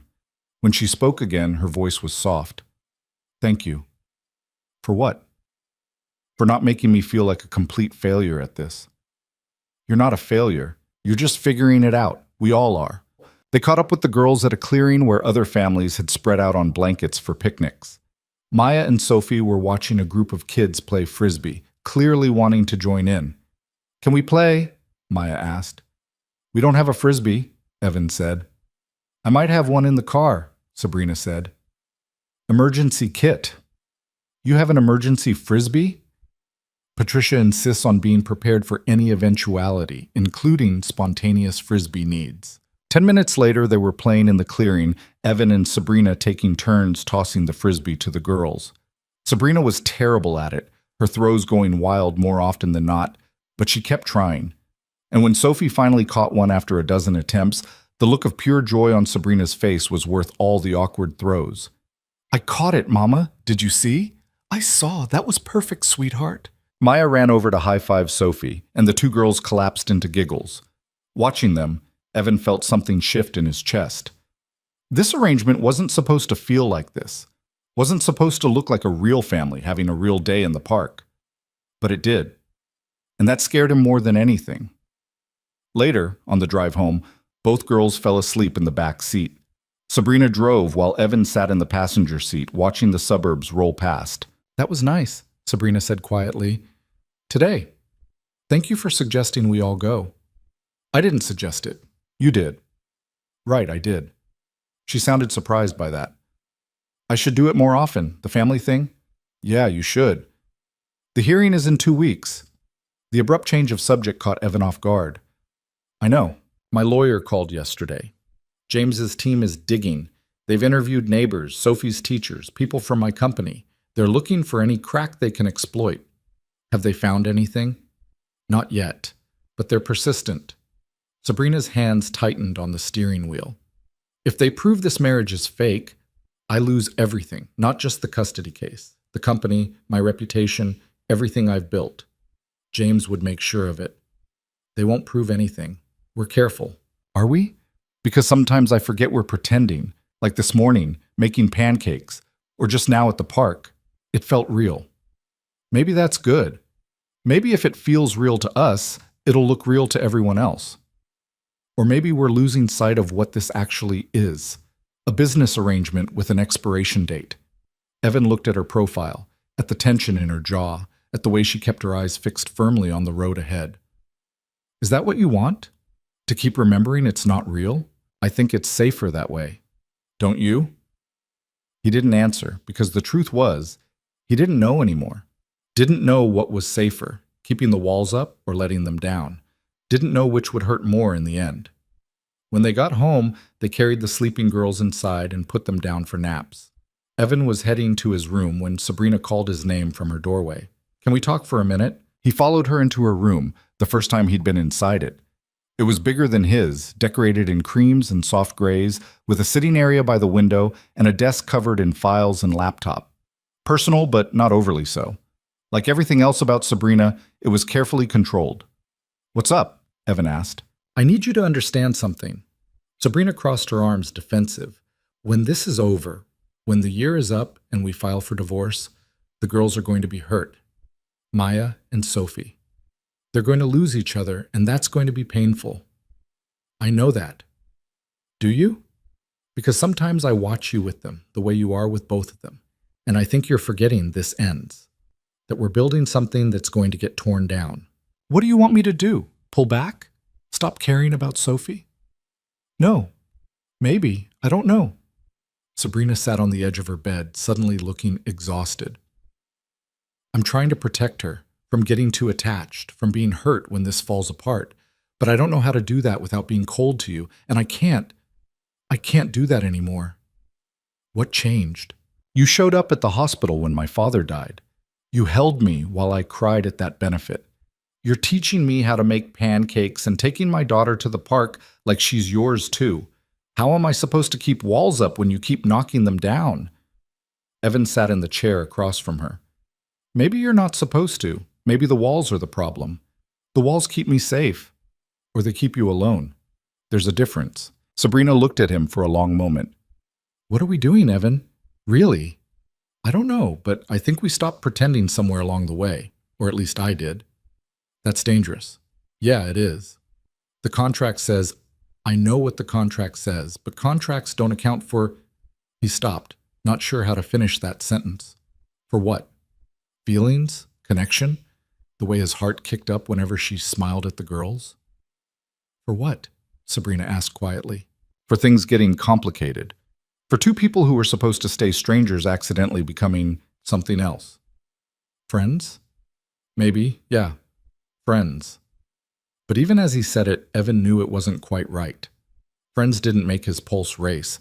Friends didn't keep him up at night wondering what would happen when the year ended and they had to walk away from each other. Sabrina seemed to be thinking the same thing. We should probably establish some boundaries for after. Make sure the girls... Let's just get through the hearing first, Evan said. One crisis at a time. That's not really a long-term strategy. I know, but it's all I've got right now. Sabrina nodded slowly. Okay. One crisis at a time. Evan stood to leave, but paused at the door. For what it's worth. I'm glad we're friends. Or whatever we are. Makes this whole thing less transactional? Yeah, less like a business deal, more like a life? Something like that. After he left, Evan stood in the hallway for a long moment, his heart pounding against his ribs like it was trying to tell him something he wasn't ready to hear. This was getting messy, complicated, exactly what he'd been trying to avoid, but it was also starting to feel like the most real thing he'd done in years. And that terrified him more than any custody hearing or fake marriage ever could. The next week passed in a blur of preparation. Sabrina's lawyer, a sharp woman named Diana Cross, came to the house 3 times to prep them for the hearing. She asked questions designed to trip them up, poked holes in their story, pushed them to see how they'd hold up under pressure. How did you meet? Diana asked during one session. Through a mutual friend, Sabrina said smoothly. They'd rehearsed this. Someone who thought we'd get along. Friend's name? Patricia Vance. She works for me. So an employee set you up with your boss. That's going to raise eyebrows. Patricia's known me for 15 years. She's more friend than employee at this point. Diana turned to Evan. What attracted you to Sabrina? Her strength, Evan said. The way she handles everything thrown at her and doesn't break. The way she loves Sophie even when she thinks she's not doing it right. Diana raised an eyebrow. That's specific. You asked what attracted me. That's it. And you, Sabrina? What attracted you to Evan? Sabrina hesitated for just a second. His steadiness. The way he shows up for people. The way he makes everything seem manageable, even when it's falling apart. Diana made notes. Good. That sounds genuine. Now, let's talk about the wedding. Why so fast? When you know, Evan said. That's a cliche, not an answer. James's lawyers are going to push on the timeline. 3 weeks from meeting to marriage is suspicious. We were practical about it, Sabrina said. Both of us have children. Both of us understood what we were signing up for. We didn't see the point in a long engagement. What about romance, courtship? James is going to argue you rushed into this to look good for the custody hearing. Let him argue that. The timeline is what it is. Sabrina's voice went cool. Besides, James and I got engaged after 6 weeks. If anyone understands whirlwind romances, it's him. Diana smiled. Good. Use that. Now, intimacy. How are you going to handle questions about your physical relationship? We're not going to handle them, Evan said. That's private. Nothing's private in family court. They'll ask if you share a bedroom, if you're intimate, if this marriage is consummated. Evan felt heat creep up his neck. Then we'll say it's none of their business. That makes you look defensive, like you're hiding something. Diana looked between them. Look, I'm not asking you to lie about anything you're not comfortable lying about, but you need to be prepared for these questions, and you need to have answers that don't make the judge suspicious. After Diana left, Evan and Sabrina sat in the study, both of them wound tight with tension. This is insane, Evan said. They're going to ask about our sex life in court? If they think it'll help their case, yes. James knows we got married fast. He's going to push the idea that it's fake. So what do we say? Sabrina rubbed her temples. The truth, that we're private people who don't discuss our intimate life with strangers, and that what happens in our marriage is between us. Will that be enough? It'll have to be, because we're not changing our sleeping arrangements just to make this more convincing. No, we're not. Evan paused. Unless you think we should. What? No, that's not. We agreed. Separate rooms. That was the deal. I know. I'm just saying, if it helps your case, I'm not asking you to share a bed with me for appearances, Evan. That's crossing a line. Then what are we going to do when they ask if we share a room and the answer is no? Sabrina didn't have an answer for that. They sat in uncomfortable silence for a moment before she spoke again. We'll figure it out. We've made it this far. Yeah, we have. But Evan couldn't shake the feeling that they were walking towards something that was going to blow up in their faces. That no matter how carefully they'd constructed this lie, the truth was going to come out in the worst possible way. The night before the hearing, Evan couldn't sleep. He lay in his too-big bed, staring at the ceiling and running through everything that could go wrong. What if they slipped up? What if the judge saw through them?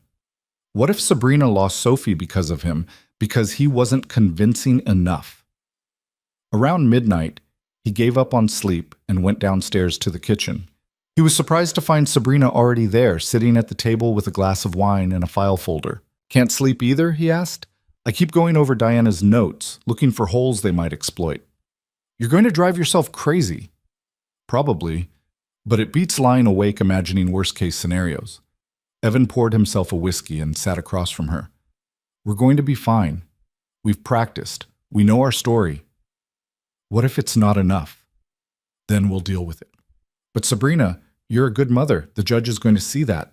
I hope you're right. She took a sip of wine. I keep thinking about what happens if we lose. If James gets full custody and I only see Sophie every other weekend. If she grows up thinking I chose work over her. That's not going to happen. You can't promise that. No. But I can promise I'll be standing next to you tomorrow, telling the truth about what I've seen. And what I've seen is a woman who loves her daughter enough to do something desperate and crazy to keep her. That counts for something. Sabrina looked at him across the table, her eyes bright with unshed tears. Why are you so good to me? Because someone needs to be, and because... He stopped, not sure how to finish. Because what? Because somewhere along the way, this stopped being just about the money, about the arrangement. I started caring what happens to you, to Sophie, to all of us. Evan, I'm not asking for anything to change. I know the deal. 1 year, then we're done. But I need you to know that when I stand up in that courtroom tomorrow and tell them we're married, I'm not going to be lying, not completely. Because whatever this is between us, fake or real or something in between, it matters to me. You matter to me. Sabrina was very still. You shouldn't say things like that. Why not? Because it makes everything harder. Because in 9 months, we're supposed to walk away from each other, and the more real this gets, the harder it'll be. I know, but pretending it's still just business, that's the lie, Sabrina, not the marriage. She opened her mouth to respond, then closed it again. They sat in silence for a long moment, the weight of everything unsaid pressing down on them. Finally, Sabrina stood. I should try to sleep. Tomorrow's going to be Yeah, it is. She paused at the doorway. Evan? Yeah? Thank you for everything. I know this isn't what you signed up for. Neither is any of this. But here we are. Here we are, she echoed, and then she was gone. Evan sat alone in the dark kitchen, nursing his whiskey and thinking about how completely his life had changed in just a few weeks. How he'd gone from drowning in debt and desperation to sitting in a mansion, married to a billionaire, caring about her daughter like she was his own. How he'd gone from pretending to feel something to actually feeling it and not knowing what the hell to do about it. Tomorrow they'd go to court. Tomorrow they'd put on the performance of their lives. Tomorrow everything would either fall into place or fall apart completely. But tonight, in this quiet moment, Evan let himself admit the truth he'd been avoiding for weeks. He was falling for Sabrina Vale, falling for her determination and her vulnerability, for the way she tried so hard at things that didn't come naturally, for the fierce love she had for her daughter, even when she didn't know how to show it properly. He was falling for her, and there was absolutely nothing he could do about it except hope that when this was all over, they'd both walk away intact. The morning of the hearing, the house was tense and quiet. Sabrina wore a navy suit that was professional but not intimidating, her hair pulled back simply, minimal jewelry. She looked like exactly what she was trying to project, a stable, responsible mother. Evan wore the suit Patricia had picked out, charcoal gray, conservative tie, everything designed to make him look trustworthy and steady. He felt like he was wearing a costume. The girls had been dropped at Rachel's place, Sabrina's nanny, for the day.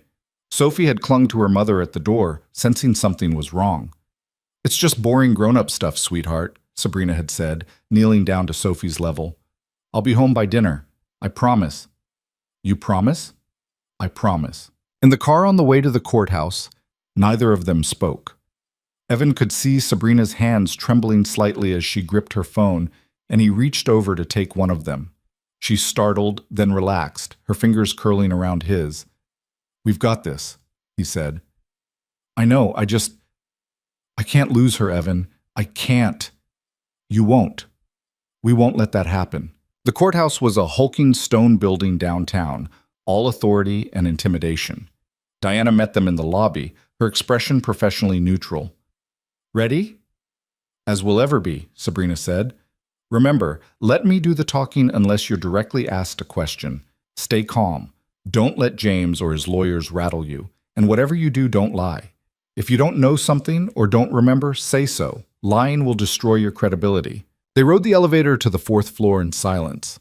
Evan could feel Sabrina's tension radiating off her in waves, could see the way she was locking down all her emotions behind that professional mask she wore so well. James was already there with his legal team, looking confident and relaxed. Caroline sat beside him, her hand on his arm, picture-perfect, supportive fiancé. When James saw them, his expression shifted to something cold and calculating. "Sabrina, Evan, ready to explain to the judge why you got married 3 weeks after meeting? Ready to explain to the judge why you think a mother's work ethic makes her unfit?" Sabrina shot back. "Children," Diana said mildly. "Save it for the courtroom." The hearing itself was held in a smaller room than Evan expected, more like a conference room than a traditional courtroom. Judge Marion Hendricks presided, a woman in her 60s with sharp eyes that missed nothing. James's lawyer, a man named Robert Crane, who looked like he billed $1,000 an hour, went first. He painted a picture of Sabrina as an absent workaholic who'd rushed into a suspicious marriage to bolster her custody case, a woman who prioritized her company over her daughter's emotional needs. "Ms. Vale works 12-hour days, Your Honor. She's frequently traveling for business. Sophie is raised primarily by nannies and staff, and when Ms. Vale faces the possibility of losing custody, she suddenly produces a husband she met mere weeks earlier. The timing is remarkably convenient." Diana countered with testimonies from Sophie's teachers, her pediatrician, character witnesses who testified to Sabrina's devotion as a mother. She presented evidence of Sophie's stability, her happiness, her academic and social development. Ms. Vale has built a successful company, yes, but she has also built a loving home for her daughter. She attends every parent-teacher conference, every ballet recital, every doctor's appointment. She makes time for what matters, and her marriage to Mr. Cole, while quick, is genuine. Sometimes people meet and simply know. That's not suspicious, that's life. Then it was time for testimony. James went first, smooth and sympathetic, talking about how much he loved Sophie and how worried he was about her living situation. "She comes to my place confused, Your Honor. She talks about this new man and his daughter, people she didn't know existed a month ago. She asks why Mommy married someone she never mentioned. A 5-year-old shouldn't have to deal with that kind of upheaval." When it was Sabrina's turn, she walked to the stand with her spine straight and her head high. Crane went after her immediately. "Ms. Vale, when did you meet Mr. Cole?" 2 months ago. "And you married him 3 weeks later?" "Yes." "That's quite fast, isn't it?" "Some people take years to make a decision and still get it wrong. We were confident in ours." "Were you concerned about how this would affect Sophie?" "Of course I was. That's why we took our time introducing the families. We made sure the girls got along before we moved forward." "But you did move forward very quickly." almost as if you had a deadline to meet. I moved forward because I found someone I wanted to build a life with. There was no deadline except the one we set for ourselves. Crane pulled out some papers. I have records showing that you hired a private investigator to look into Mr. Cole just days after meeting him. That seems less like romance and more like a background check for a business transaction. Sabrina didn't flinch. I have a young daughter and significant assets. I'd be irresponsible not to do my due diligence on anyone I was considering bringing into our lives. Due diligence. That's an interesting way to describe vetting a potential husband. It's a smart way. As a mother, I owe it to Sophie to make sure anyone in her life is safe and trustworthy. I make no apologies for that. Crane switched tactics. Mr. Cole was in significant debt when you met him, is that correct? I don't know the specifics of his financial situation at that time. He was facing eviction. His father was dying of cancer with mounting medical bills. He was desperate. Would you say that's accurate? Diana objected. Your Honor, Mr. Cole's financial situation has no bearing on his character or on the validity of this marriage. I'll allow it, Judge Hendricks said. But get to your point, Mr. Crane. My point, Your Honor, is that Mr. Cole had every reason to accept a marriage proposal from a billionaire, and Miss Vale had every reason to make one to bolster her custody case. This isn't a love story. It's a transaction. That's not true, Sabrina said, her voice steady. Yes, Evan was going through a difficult time when we met. Yes, I had concerns about this custody case. But what happened between us was real. We built something genuine. Our daughters have built something genuine. This family is real, regardless of how it started. When it was Evan's turn on the stand, Crane was equally aggressive. Mr. Cole, how much is Ms. Vale paying you? Objection, Diana said immediately. The financial arrangements of their marriage are private. Not when those arrangements suggest this marriage is fraudulent, Your Honor. Judge Hendricks leaned forward. I'll allow the question, but tread carefully, Mr. Crane. Evan met Crane's eyes. I'm not being paid. We're married. We share finances the way married couples do. So you're saying Ms. Vale didn't offer you money to marry her? No. I'm saying that whatever financial arrangements we have are between us, just like any other married couple. You want to know if I married her for money? The answer is complicated. Did her resources help us build a stable life? Yes. But that's not why I married her. Then why did you? Because she needed someone and so did I. Because our daughters needed a family. Because sometimes the right thing comes along at the wrong time, and you have to decide if you're brave enough to take it anyway. Evan looked at Sabrina across the room. I married her because she's strong and flawed and trying so damn hard to do right by her kid. Because she makes terrible pancakes, but she tries anyway. Because loving her daughter doesn't come naturally to her the way it does to some people, but she does it anyway, every single day, even when it's hard.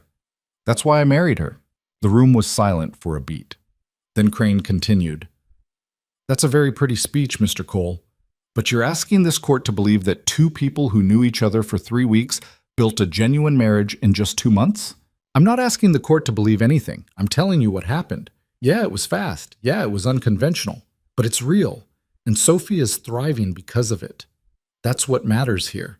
Not whether our timeline fits some ideal standard, but whether Sophie is safe and loved and stable.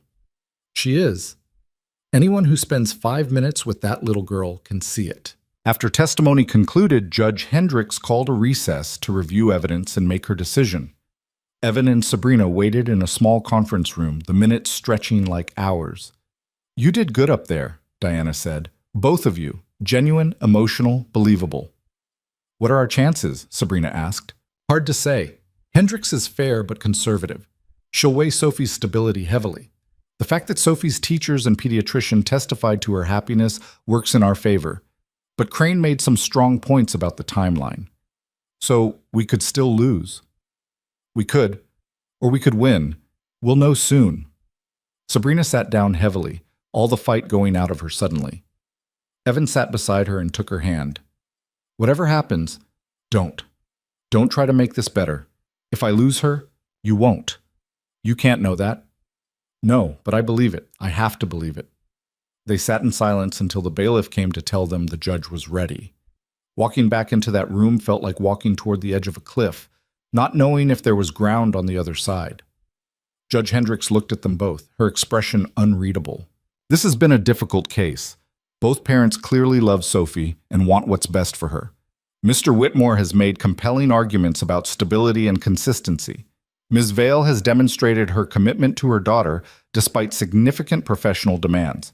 But what this case ultimately comes down to is what serves Sophie's best interests. Sabrina's hand tightened painfully on Evan's. He could feel her trembling. After careful consideration of all testimony and evidence, I find that Sophie's current living situation with her mother provides the stability and love she needs. Ms. Vale will retain primary custody. Mr. Whitmore will continue to have scheduled visitation as previously established. Sabrina made a sound, relief and disbelief, and something that might have been a sob. Evan pulled her into his arms right there in the courtroom, and she pressed her face into his shoulder, shaking. "You did it," he whispered. "You did it." Judge Hendricks continued. "However, I am concerned about the rapid changes in Sophie's life. I'll be ordering a follow-up evaluation in 6 months to ensure the current arrangement continues to serve her best interests. Ms. Vale, Mr. Cole, I strongly suggest you focus on providing Sophie with consistency and stability moving forward. This court is adjourned." Outside the courthouse, Sabrina finally let herself cry. Really cry. Not the careful tears from the benefit, but full, gasping sobs of relief. "I thought I'd lost her. I really thought—" "But you didn't. She's yours. She's staying with you." Sabrina pulled back, looking up at him with red-rimmed eyes and smudged makeup. "We did it. We actually did it." "Yeah, we did." And then, before Evan could think about what he was doing, he kissed her. Right there on the courthouse steps, in front of Diana and random strangers and probably photographers who'd catch it and put it online. He kissed her because she'd won and because she was crying and because he'd been wanting to for weeks and because in that moment, nothing else mattered except the fact that she was in his arms and she was whole and they'd won. Sabrina kissed him back, her hands fisting in his shirt, and for a few perfect seconds, it wasn't fake or part of the arrangement or for show. It was just real. When they finally pulled apart, Sabrina looked stunned. "Evan, I know, I'm sorry. I shouldn't have—" "No, don't apologize." She touched her lips, still looking dazed. We should go get Sophie. Tell her the good news." "Right, yeah, let's do that." But as they walked to the car, Evan's heart was pounding and his lips were still tingling, and he knew with absolute certainty that everything had just changed. They'd crossed a line they couldn't uncross, and he had no idea what came next. They didn't talk about the kiss on the drive to pick up Sophie. Sabrina kept her eyes on the road, her jaw set in that way that meant she was thinking too hard about something. Evan stared out the window and tried to figure out what the hell he'd just done. He'd kissed her. In public. On the courthouse steps where anyone could see. Where it would definitely end up online because people always had their phones out. Where it would look like exactly what they'd been trying to project. A married couple celebrating a victory. Except it hadn't felt like projection. It had felt like the only honest thing he'd done in months. When they pulled up to Rachel's house, Sophie came running out before they'd even fully stopped, her little face anxious. "Mama, did you win? Are you still my mama?" Sabrina caught her daughter in her arms, holding her tight. "Yes, sweetheart, I'm still your mama, forever and always." Sophie burst into tears, the kind of relieved, exhausted crying that came from holding fear inside all day. Sabrina carried her to the car, murmuring reassurances while Sophie clung to her neck. Maya appeared next, Rachel behind her, and launched herself at Evan. "Is everything okay, Daddy?" "Everything's okay, baby. Everything's good."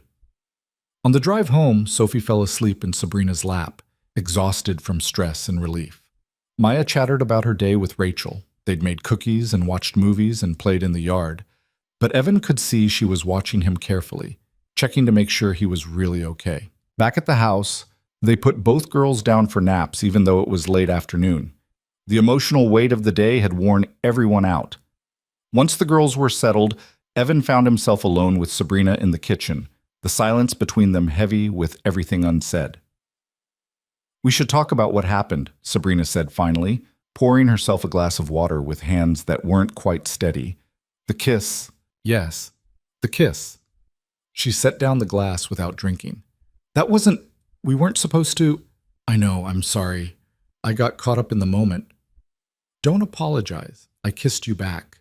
She met his eyes. "That's the problem. I wanted to. It wasn't for show or for the cameras. It was real." Evan's heart kicked against his ribs. "Yeah, It was. We can't do this, Evan. We have a contract, an arrangement. We agreed. I know what we agreed, but things change. Feelings change. Do they? Or are we just confusing proximity and stress for something else? Sabrina crossed her arms, defensive. We've been living in the same house, playing happy family, going through intense situations together. It's natural to develop some attachment, but that doesn't mean don't do that. Don't minimize what's happening between us. What is happening between us? Because from where I'm standing, we're two people who made a business deal, and now it's getting messy because we forgot to keep our distance. Is that really what you think this is? Sabrina looked away. I don't know what I think. I know that in 8 months we're supposed to file for divorce and go our separate ways. I know that getting emotionally involved makes that exponentially harder. And I know that I can't do this. I can't let myself feel something for you when there's an expiration date stamped on whatever this is. What if there wasn't? What? An expiration date. What if we didn't have to end this in 8 months? Sabrina stared at him. Are you seriously suggesting we stay married? For real? I'm suggesting we stop pretending this is still just an arrangement, that we acknowledge what's actually happening here and figure out what we want to do about it. What I want is to not complicate things further. What I want is to get through the next 8 months without anyone getting hurt. Her voice rose slightly. We have children, Evan. 2 little girls who are already attached to each other. If we blur these lines even more and then it falls apart, why are you so sure it'll fall apart? Because everything falls apart eventually. My parents' marriage fell apart. My marriage to James fell apart. I fall apart at basic things like making pancakes. Why would this be any different? Because we're different. Because we're building something real here, whether you want to admit it or not. We're building a lie, Evan. A very convincing lie, but a lie nonetheless. The house, the marriage, the happy family, it's all constructed. It's not real. Sophie sleeping on your lap in the car because she was so relieved you're still her mother, that was real. Maya asking you to help her with homework because she trusts you, that's real. You and me on that balcony, you crying because you were terrified of losing your daughter and me holding you because I couldn't stand to see you hurting, that was real. Sabrina's eyes were bright with tears she refused to let fall. Stop. Why? Because it's easier to pretend we're still strangers? Because admitting you feel something for me makes you vulnerable? Yes, exactly that. She turned away from him, her shoulders rigid. You want to know why I built walls? Why I'm so good at keeping people at arm's length? Because letting people in means giving them the power to hurt you. And I've been hurt enough. I failed enough. I won't let myself fail at this too. Evan wanted to go to her, to turn her around and make her see that this wasn't failing, that what they had was messy and complicated, but worth fighting for. But he could see how close she was to breaking, how hard she was working to hold herself together. Okay, he said quietly. Okay, we'll keep things the way they are. Separate rooms, business arrangement, whatever you need. Sabrina's shoulders sagged with relief. Or maybe disappointment. Evan couldn't tell. Thank you. But Sabrina, you're not failing at this. You're scared. There's a difference. She didn't respond, just walked out of the kitchen, leaving Evan alone with the taste of her still on his lips, and the certainty that he'd just let something important slip through his fingers. The next few days were awkward, in a way they hadn't been before. Sabrina threw herself into work with renewed intensity, leaving early and coming home late, present at dinner, but distant in a way that made even the girls notice. Is Ms. Sabrina mad at us? Maya asked one night while Evan was tucking her in. No, baby, she's not mad. She's just busy with work. She seems sad. Kids picked up on everything. Evan smoothed Maya's hair back from her face. She's dealing with some grown-up stuff, but she loves you and Sophie very much. That hasn't changed. Do you love her? The question caught Evan completely off guard. What? Miss Sabrina. Do you love her? Like how you loved Mommy? Evan sat on the edge of Maya's bed, not sure how to answer. He'd been so careful not to lie to his daughter about the big things, but how did you explain this? How did you tell a 6-year-old that you'd married someone for money, but then accidentally fell for them anyway? It's complicated, sweetheart. Adults always say that, but love isn't complicated. You either love someone or you don't. When you're older, you'll understand that sometimes love is very complicated. Sometimes you can feel something for someone, but not know what to do about it. Maya considered this seriously. I think you love her. You look at her the way Daddy looked at Mommy in the pictures, like she's the most important person in the room. Evan's throat went tight. When did you get so smart? I've always been smart. You just don't notice because I'm little. Maya yawned, then snuggled into her pillow. You should tell her, Miss Sabrina, that you love her. Maybe she doesn't know. Maybe she doesn't want to know. That's silly. Everyone wants to know someone loves them. Evan kissed her forehead. Good night, baby. Sweet dreams. Night, Daddy. Don't forget to tell her. After Maya fell asleep, Evan stood in her doorway for a long moment, thinking about what she'd said. Out of the mouths of babes. His 6-year-old had just called him out for being a coward. He found Sabrina in her study, laptop open, files scattered across her desk. She looked up when he knocked on the doorframe. Hey, the girls are asleep. Thanks for putting them down. I should have helped, but this presentation... It's fine. Can we talk? Sabrina's expression shuddered. If this is about the other day, it's not, or it is, but not the way you think. Evan came in and sat in the chair across from her desk. I'm not going to push you into anything you're not ready for, but I need you to know something. Evan, just let me say this, please. He waited until she nodded. You asked what's happening between us, and you're right that things have gotten complicated, but it's not because of proximity or stress or some kind of confusion, at least not for me. I know exactly what I'm feeling, and I know it's inconvenient and not part of the plan, and probably the stupidest thing I could do given our situation. But I'm falling for you, Sabrina. Maybe I've already fallen, and I need you to know that before we spend the next 8 months pretending otherwise. Sabrina's face had gone very pale. You don't mean that? I do. I'm not asking you to feel the same way.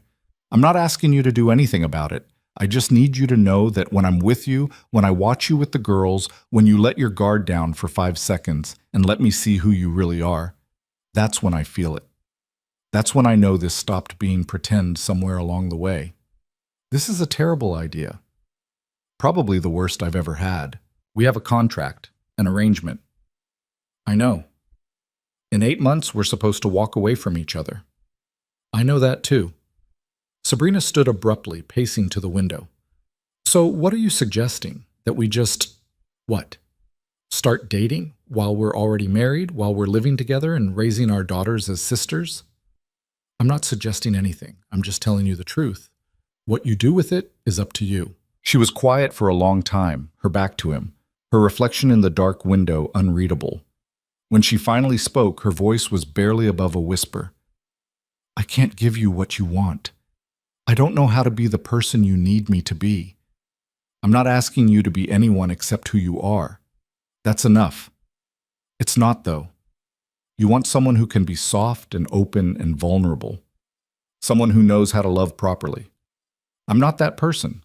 I'm broken in ways you haven't even seen yet. Everyone's broken, Sabrina. That's not unique to you. But I'm broken in ways that hurt people. James figured that out. He realized I couldn't give him what he needed, couldn't be the wife he wanted, couldn't prioritize him over my work. What makes you think this would be any different? Because I'm not James. Because I don't need you to be someone you're not. Because the things you think are flaws, your drive, your dedication, your inability to bullshit people, those are the things He stopped himself before finishing that sentence. Those are the things I admire about you. Sabrina turned to face him finally, her eyes bright with tears. You were going to say love. You were going to say those are the things you love about me. Yeah, I was. Don't. Please don't love me. I'll just disappoint you. I disappoint everyone eventually. Let me be the judge of that.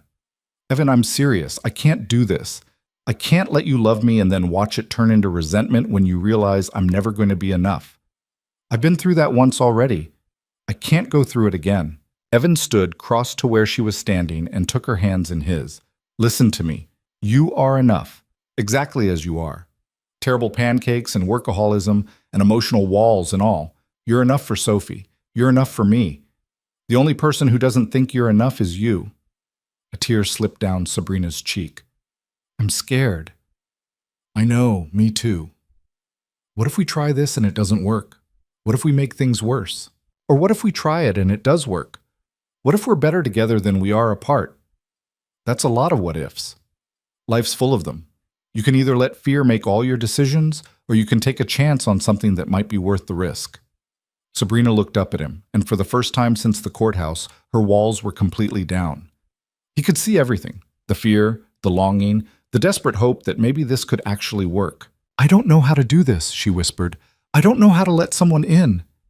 "Then let me help you figure it out. We'll take it slow. No pressure, just let's stop pretending we don't feel this. Let's see where it goes.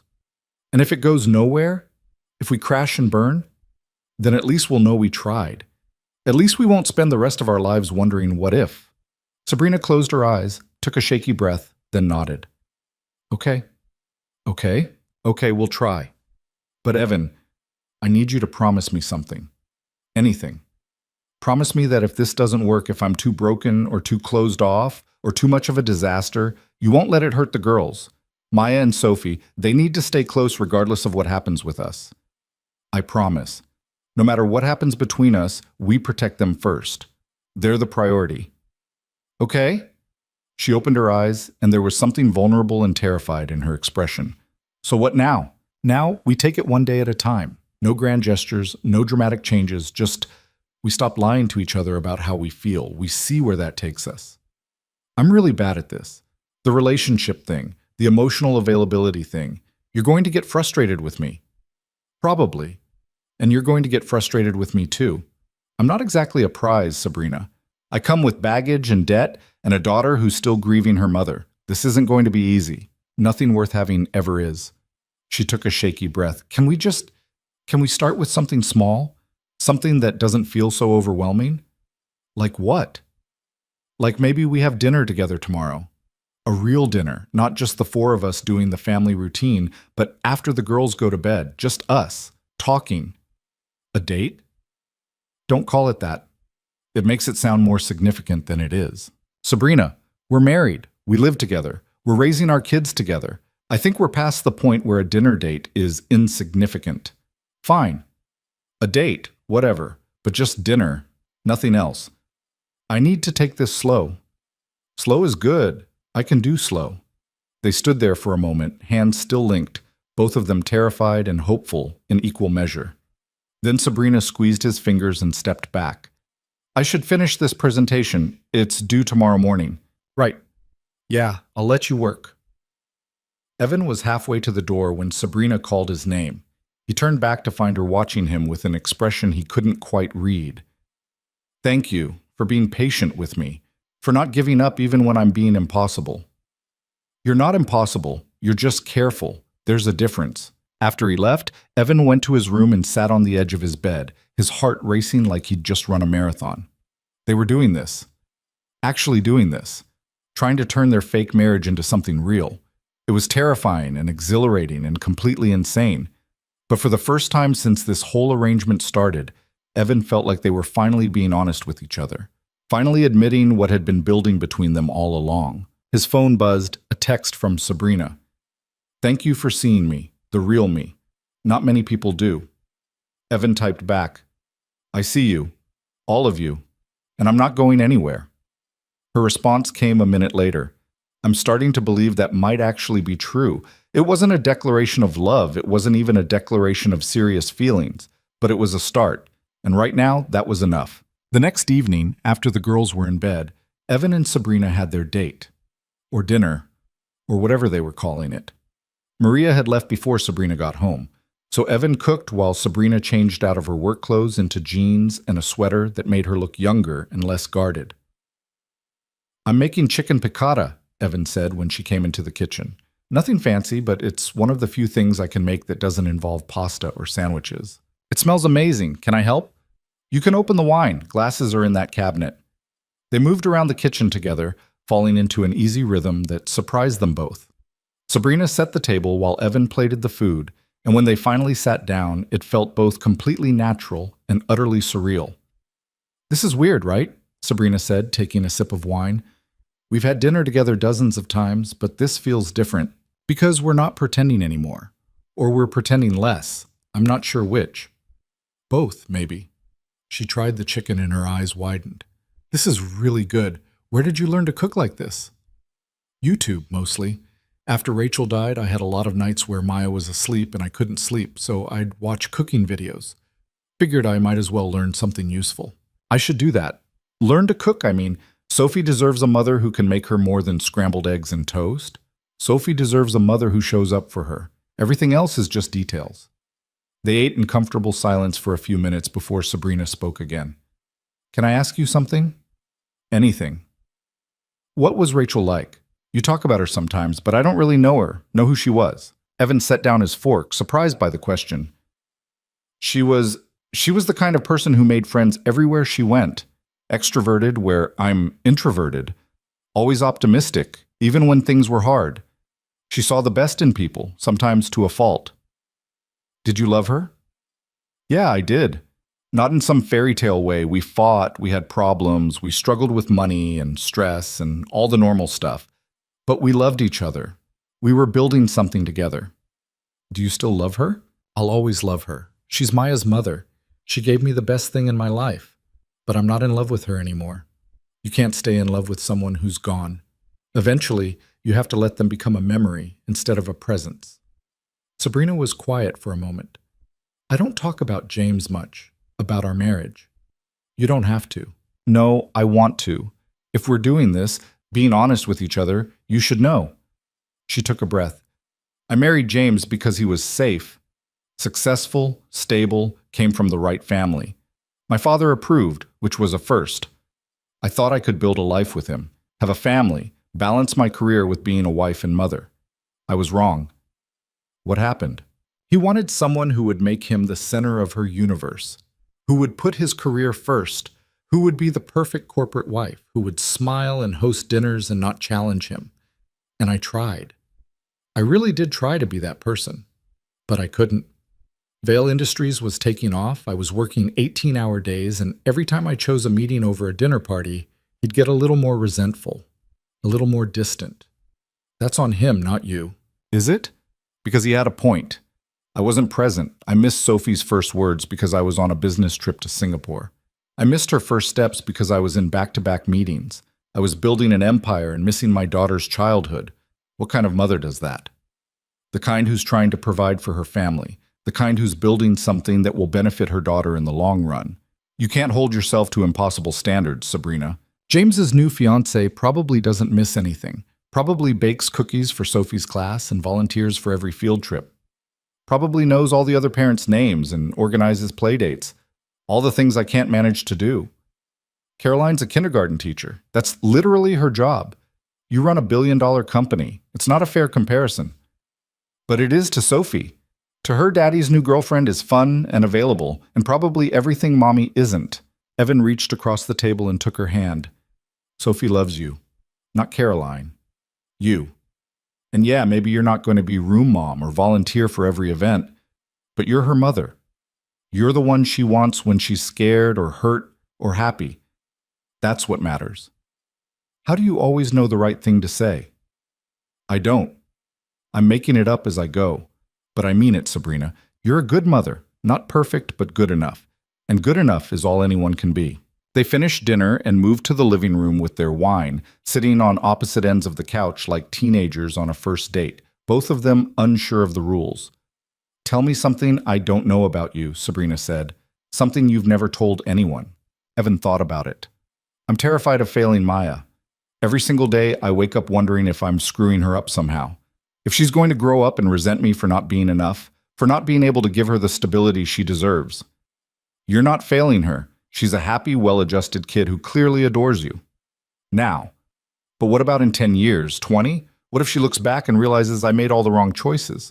Then she'll be a normal adult with normal parent issues. Nobody gets through childhood without some damage. You're doing your best. That's all any of us can do. Your turn. Tell me something I don't know. Sabrina was quiet for a long moment. I'm jealous of you sometimes, of how natural parenting is for you, how you just know what to do with the girls, how you make it look effortless. It's not effortless. I'm terrified most of the time. But you don't show it. You're steady and calm and always seem to have the right answer. I feel like I'm constantly fumbling, constantly getting it wrong. You're not getting it wrong. You're just harder on yourself than you need to be. They talked for hours, drinking wine and sharing stories and slowly letting their guards down.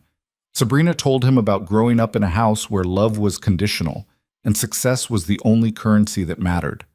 Evan told her about his mother's death and how his father had tried his best, but never quite knew how to talk about emotions. They talked about their fears and their failures and the ways they'd both been shaped by loss. And somewhere in the middle of it all, they ended up sitting closer together, the space between them shrinking until Sabrina's head was resting on his shoulder and his arm was around her waist. "This is nice," Sabrina said softly. "Just talking. Being honest." "Yeah, it is. I'm still scared." "Me too. But I'm glad we're trying." "Me too." They sat like that until Sabrina started yawning, exhausted from the emotional weight of the evening. Evan walked her to her door, her room in the West Wing, still separate, still maintaining some boundaries, and they stood in the hallway, neither quite ready to say goodnight. "Thank you for tonight," Sabrina said, "for being patient with me, for not pushing. Anytime." She looked up at him, something vulnerable in her expression. "Can I ask you something?" "Always." "That kiss. On the courthouse steps. Did you mean it?" Evan's heart kicked against his ribs. "Every second of it." "Good. Because I've been thinking about it for days, wondering if it was real or just adrenaline." "It was real. As real as anything I've ever felt." Sabrina stood on her toes and kissed him softly, briefly, a whisper of contact that said more than words could. When she pulled back, she was smiling, a real smile, unguarded and genuine. "Good night, Evan." "Good night, Sabrina." He walked back to his room in a daze, his lips tingling and his heart full of something that felt dangerously close to hope. They were doing this, actually trying.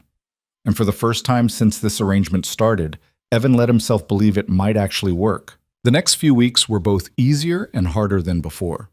Easier because they'd stopped pretending they didn't have feelings for each other. Harder because now they had to figure out how to navigate those feelings while still maintaining the structure of their arrangement. They had more dinners alone after the girls went to bed, started watching movies together in the evenings, sitting close on the couch with Sabrina's head on his shoulder, started texting each other throughout the day. Nothing profound, just small check-ins that made them both feel connected. The girls noticed the shift immediately. Maya started smiling more when she saw them together. Sophie became more affectionate with Evan, trusting him in a way she hadn't before. One Saturday afternoon, all four of them were in the pool, the girls playing Marco Polo while Evan and Sabrina watched from the shallow end. "They're so good together," Sabrina said, watching Sophie shriek with laughter as Maya tagged her. "I can't imagine them not being in each other's lives." "Then let's make sure they don't have to imagine it either." Sabrina looked at him. "What are you saying?" "I'm saying maybe we don't have an expiration date.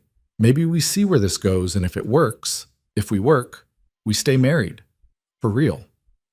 "Evan, I know it's fast. I know we're supposed to wait and see. But I also know that I wake up every morning glad you're in my life, that I go to sleep every night hoping tomorrow looks exactly like today. That's not going to change in 8 months or 8 years, so why pretend it will?" Sabrina was quiet for a long moment, watching the girls play. "What if we're wrong? What if this is just, I don't know, Stockholm Syndrome or something? What if we're confusing forced proximity with actual compatibility? Do you really think that's what this is?" "I don't know what this is. That's the problem." "Then let's find out. Let's stop putting timelines on things and just live. Be married. Be a family. See what happens." "You make it sound so simple." "Maybe it is. Maybe we're the ones making it complicated." Sophie swam over to them, interrupting the conversation. "Mama, can Maya sleep in my room tonight? Please." "I don't know, sweetheart. That's up to Maya's dad." Both girls turned pleading eyes on Evan. He looked at Sabrina, who shrugged with a small smile. "Sure. Why not? But you have to promise to actually sleep. No staying up all night giggling." "We promise," they said in unison, then swam away, already planning their sleepover. "They're not going to sleep," Sabrina said. "Not even a little bit." They ended up checking on the girls around midnight and finding them passed out on Sophie's floor, surrounded by stuffed animals and books, still holding hands. Evan carefully lifted Maya while Sabrina got Sophie, and they tucked both girls into Sophie's bed. Standing in the doorway, watching their daughters sleep, Evan felt the full weight of what they were building. Not just a marriage or an arrangement, but a real family, something worth fighting for. I meant what I said earlier, he said quietly, about not wanting an expiration date. I know you did. Sabrina leaned against him. I'm starting to think I don't want one either. But I'm still scared. That's okay. Being scared doesn't mean we're doing the wrong thing. It just means we're doing something that matters. Sabrina looked up at him, and in the dim light from the hallway, he could see everything, the hope and fear and growing trust in her eyes. I think I'm falling for you, she whispered. I've been trying not to, trying to keep walls up, but I am. I'm falling, and I don't know how to stop.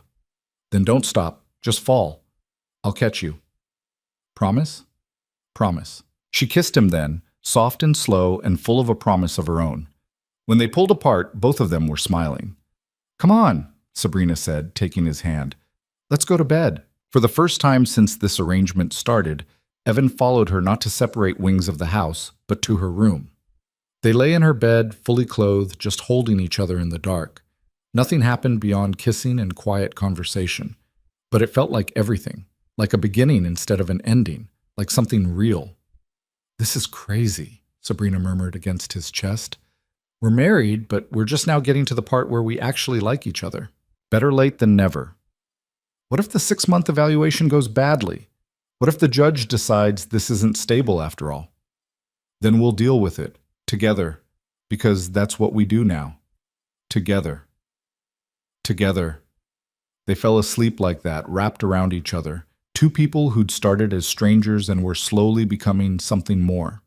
Something neither of them had expected, but both of them desperately needed. And for the first time in longer than Evan could remember, he felt like he was exactly where he was supposed to be. The morning after they'd fallen asleep in Sabrina's room, Evan woke to sunlight and the sound of giggling from down the hall.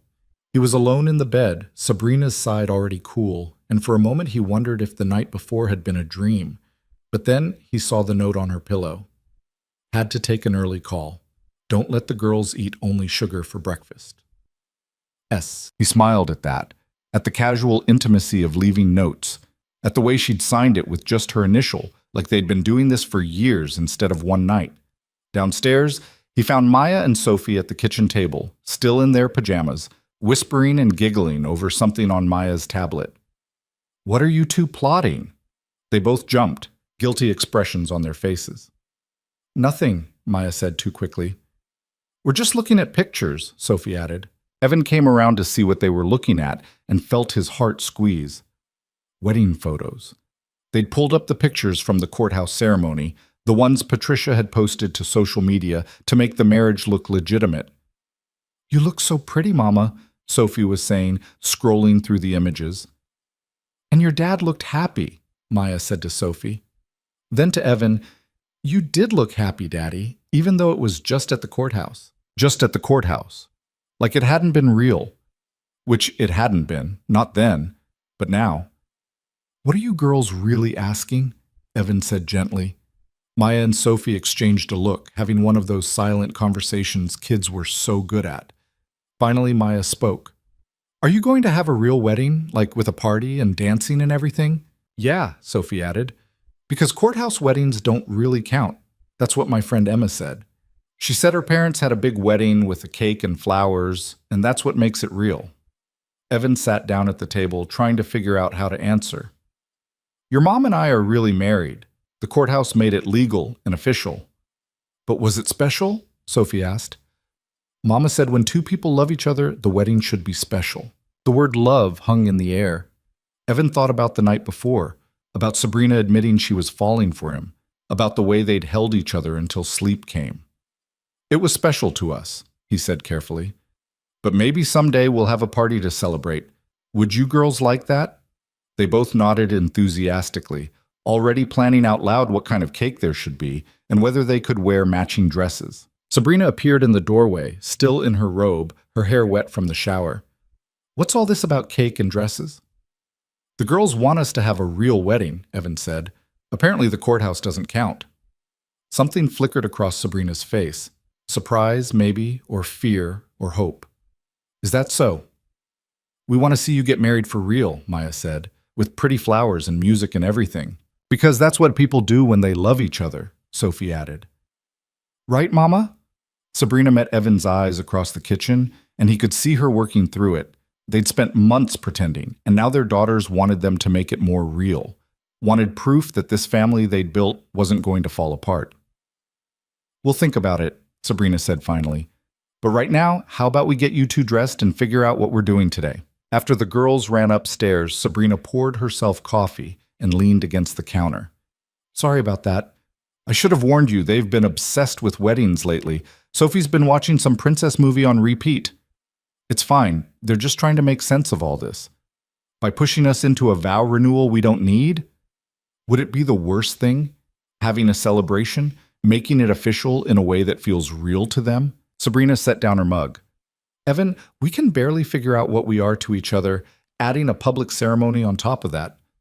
I'm not talking about tomorrow. I'm just saying maybe it's not a bad idea, eventually, when we're ready. And when will that be? Because I still don't know what I'm doing here. I'm still figuring out how to be in a relationship that isn't a disaster. How to let someone in without building walls the second things get hard. You're doing fine, am I? Because I woke up this morning in a panic, realized you'd stayed the night and I didn't freak out, didn't push you away, and that terrified me. What if I'm getting too comfortable? What if I mess this up? Evan crossed to her, taking her hands. You're not going to mess this up. And even if you do, even if we both do, we'll figure it out. That's what people in real relationships do. They screw up and forgive each other and try again. I'm not good at the forgiving part or the trying again part. Then it's a good thing I'm patient.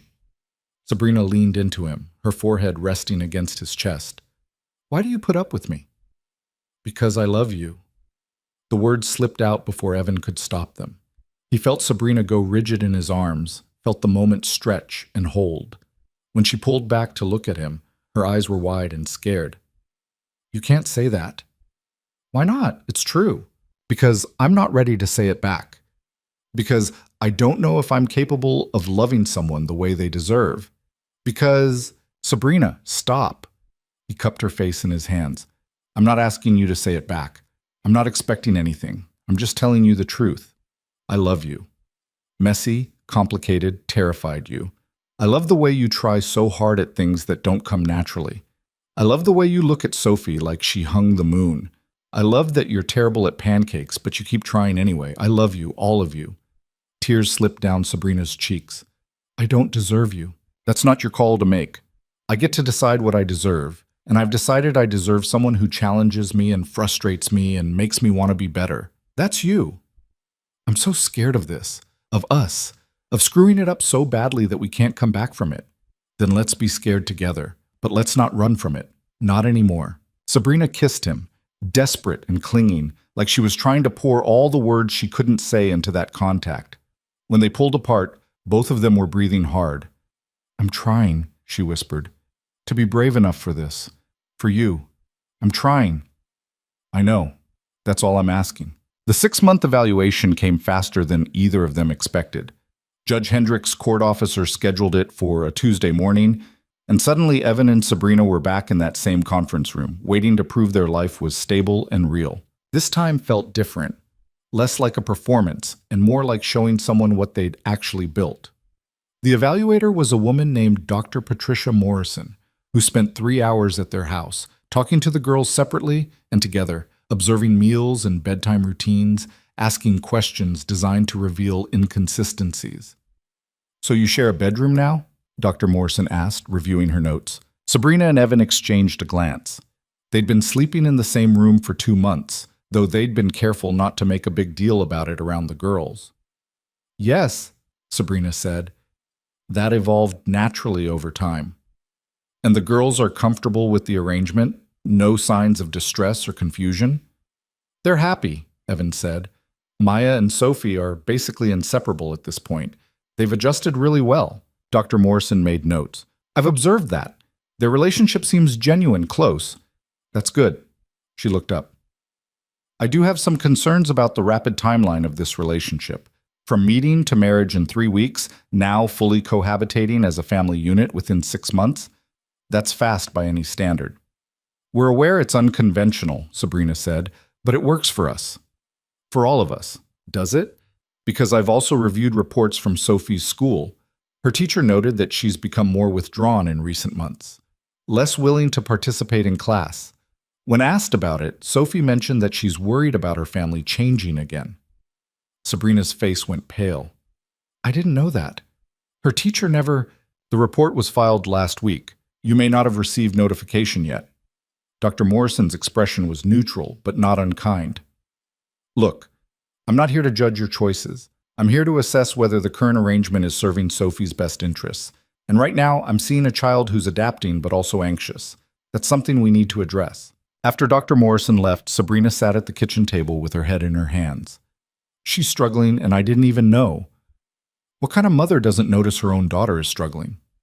The kind who's been dealing with her own struggles, Evan said gently. You can't see everything, Sabrina. Nobody can. But I should have seen this. Should have asked more questions. Should have been more present. Then let's fix it. Let's talk to Sophie, figure out what she needs, and give it to her. They found Sophie in her room doing homework with Maya. When they asked to talk to her alone, Sophie's expression became guarded. Am I in trouble? No, sweetheart. We just want to check in, see how you're doing. Sabrina sat on the bed, patting the space beside her. Your teacher mentioned you've been a little quiet lately. Is everything okay? Sophie picked at her bedspread. I'm fine. Sophie, you can tell us the truth. If something's bothering you, are you going to get divorced?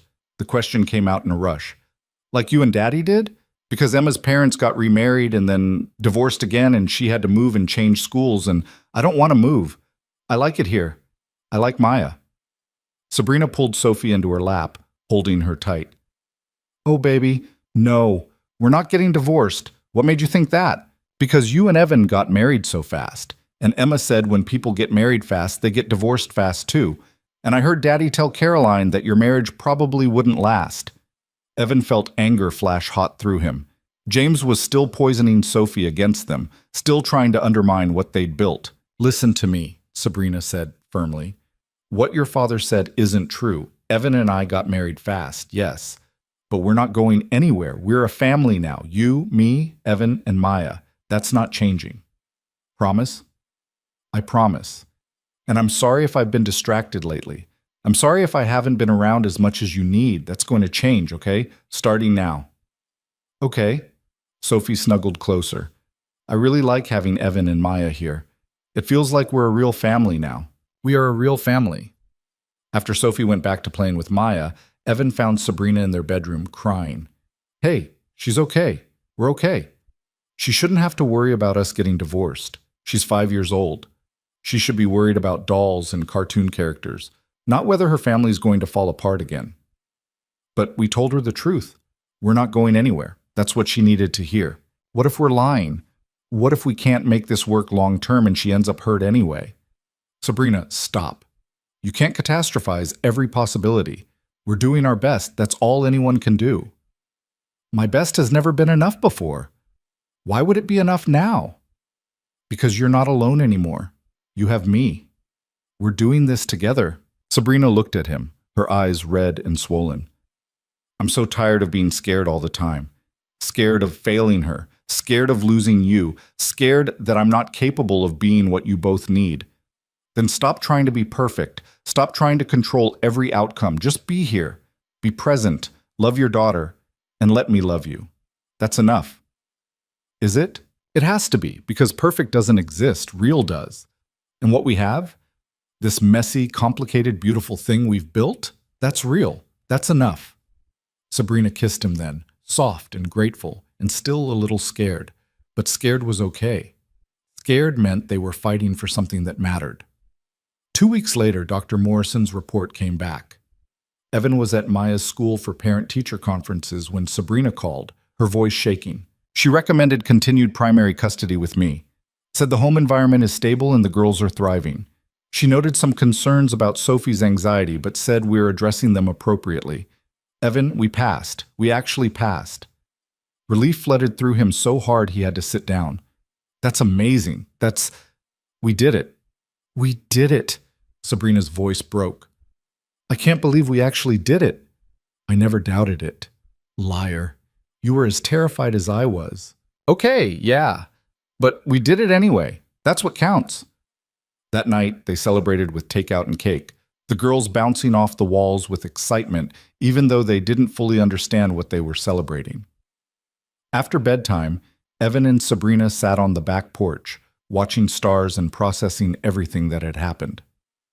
I keep waiting for the other shoe to drop, Sabrina said, for something to go wrong, for this to fall apart.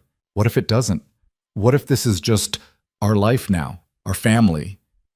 Then I guess I need to learn to accept good things when they happen. You think we're a good thing? I think we're the best thing that's ever happened to me, which terrifies me, but also I don't want to run from it anymore. I want to stay. I want to build this with you, for real. Evan took her hand, threading their fingers together. So let's do it. Let's stop calling this an arrangement. Let's just call it what it is. A marriage. A real one. What about the contract? We still have 4 months left. Then we rip it up. We decide right now that this isn't ending in 4 months or 4 years or ever. We're in this. All in. Sabrina turned to face him fully, her eyes bright with tears and hope. You really want that? To stay married to me? Permanently? I proposed to you once before, remember? On that courthouse steps. Admittedly, it was part of a business deal at the time. But I'm proposing again now, for real this time. Stay married to me, Sabrina. Choose this. Choose us. That's not a proposal. That's barely even a question. Evan laughed, then stood and pulled her to her feet. Fine. You want me to do this properly? Evan, you don't have to... But he was already kneeling right there on their back porch, under the stars, with no ring and no plan except the absolute certainty that this was right. Sabrina Vall, you're the most stubborn, driven, complicated woman I've ever met. You make terrible pancakes. You work too much. You overthink everything. You're scared of being vulnerable and you build walls faster than I can knock them down. And I love every single thing about you. I love the way you fight for what matters. I love the way you love our daughters. I love that you're trying so hard to let me in, even when it terrifies you. So I'm asking you right here, right now, will you stay married to me? Will you choose this life we're building? Will you let me spend the rest of my life proving that you're worth loving exactly as you are? Sabrina was crying fully now, tears streaming down her face. You're an idiot. Is that a yes? You're an idiot for loving me, for putting up with me, for thinking I'm worth all this. Sabrina, yes. Yes, I'll stay married to you. Yes, I choose this. Yes to all of it. She pulled him to his feet and kissed him hard. I love you. I'm terrified and I'm probably going to screw this up 100 times. But I love you. I love you so much it scares me. Say it again. I love you, Evan Cole. I love you and our daughters and this life we've built. I love all of it. They stood on that porch for a long time, holding each other and crying and laughing at the absurdity of it all. Two desperate people who'd made a calculated business deal and somehow found something real in the middle of it. Later that week, Sabrina came home early with news. I told Patricia to draft dissolution papers for the contract. Evan looked up from helping Maya with homework. You did? It's done. The arrangement is officially over. As of today, we're just married. No terms. No conditions. Just us. How does it feel? Terrifying. Amazing. Right. She set down her briefcase. And I did something else. I talked to the board about restructuring my schedule. I'm delegating more, bringing in a COO to handle day-to-day operations. I'll still be CEO, but I won't be working 12-hour days anymore. Sabrina, you don't have to change your whole life. I'm not changing it. I'm balancing it. There's a difference. I built Vale Industries so I could provide for Sophie, give her opportunities I never had. But what's the point if I miss her childhood doing it? I want to be there for dance recitals and parent-teacher conferences and pancake disasters. I want to be present. Not just physically, but actually present. Are you sure? I'm sure. This, our family, this is what matters. Everything else is just noise. Maya looked up from her math worksheet. Does this mean you'll be home for dinner more? Sabrina smiled. Yeah, sweetheart. I'll be home for dinner more. Good. Because Daddy's a better cook, but you're getting better. Your pancakes only taste a little like cardboard now. Everyone laughed at that, and Sabrina pulled Maya into a hug. High praise, I'll take it. The girls went back to their homework, and Evan followed Sabrina to the kitchen. You really okay with this? Stepping back from the company? I'm not stepping back. I'm stepping into balance. And yeah, I'm okay with it. More than okay. For the first time in years, I feel like I'm making the right choice instead of just the expected one. I'm proud of you. Don't be proud yet. Ask me again in 6 months when I'm going crazy from not working 80 hours a week. I'll keep you busy. Promise. That weekend, they told the girls about the decision to stay married permanently.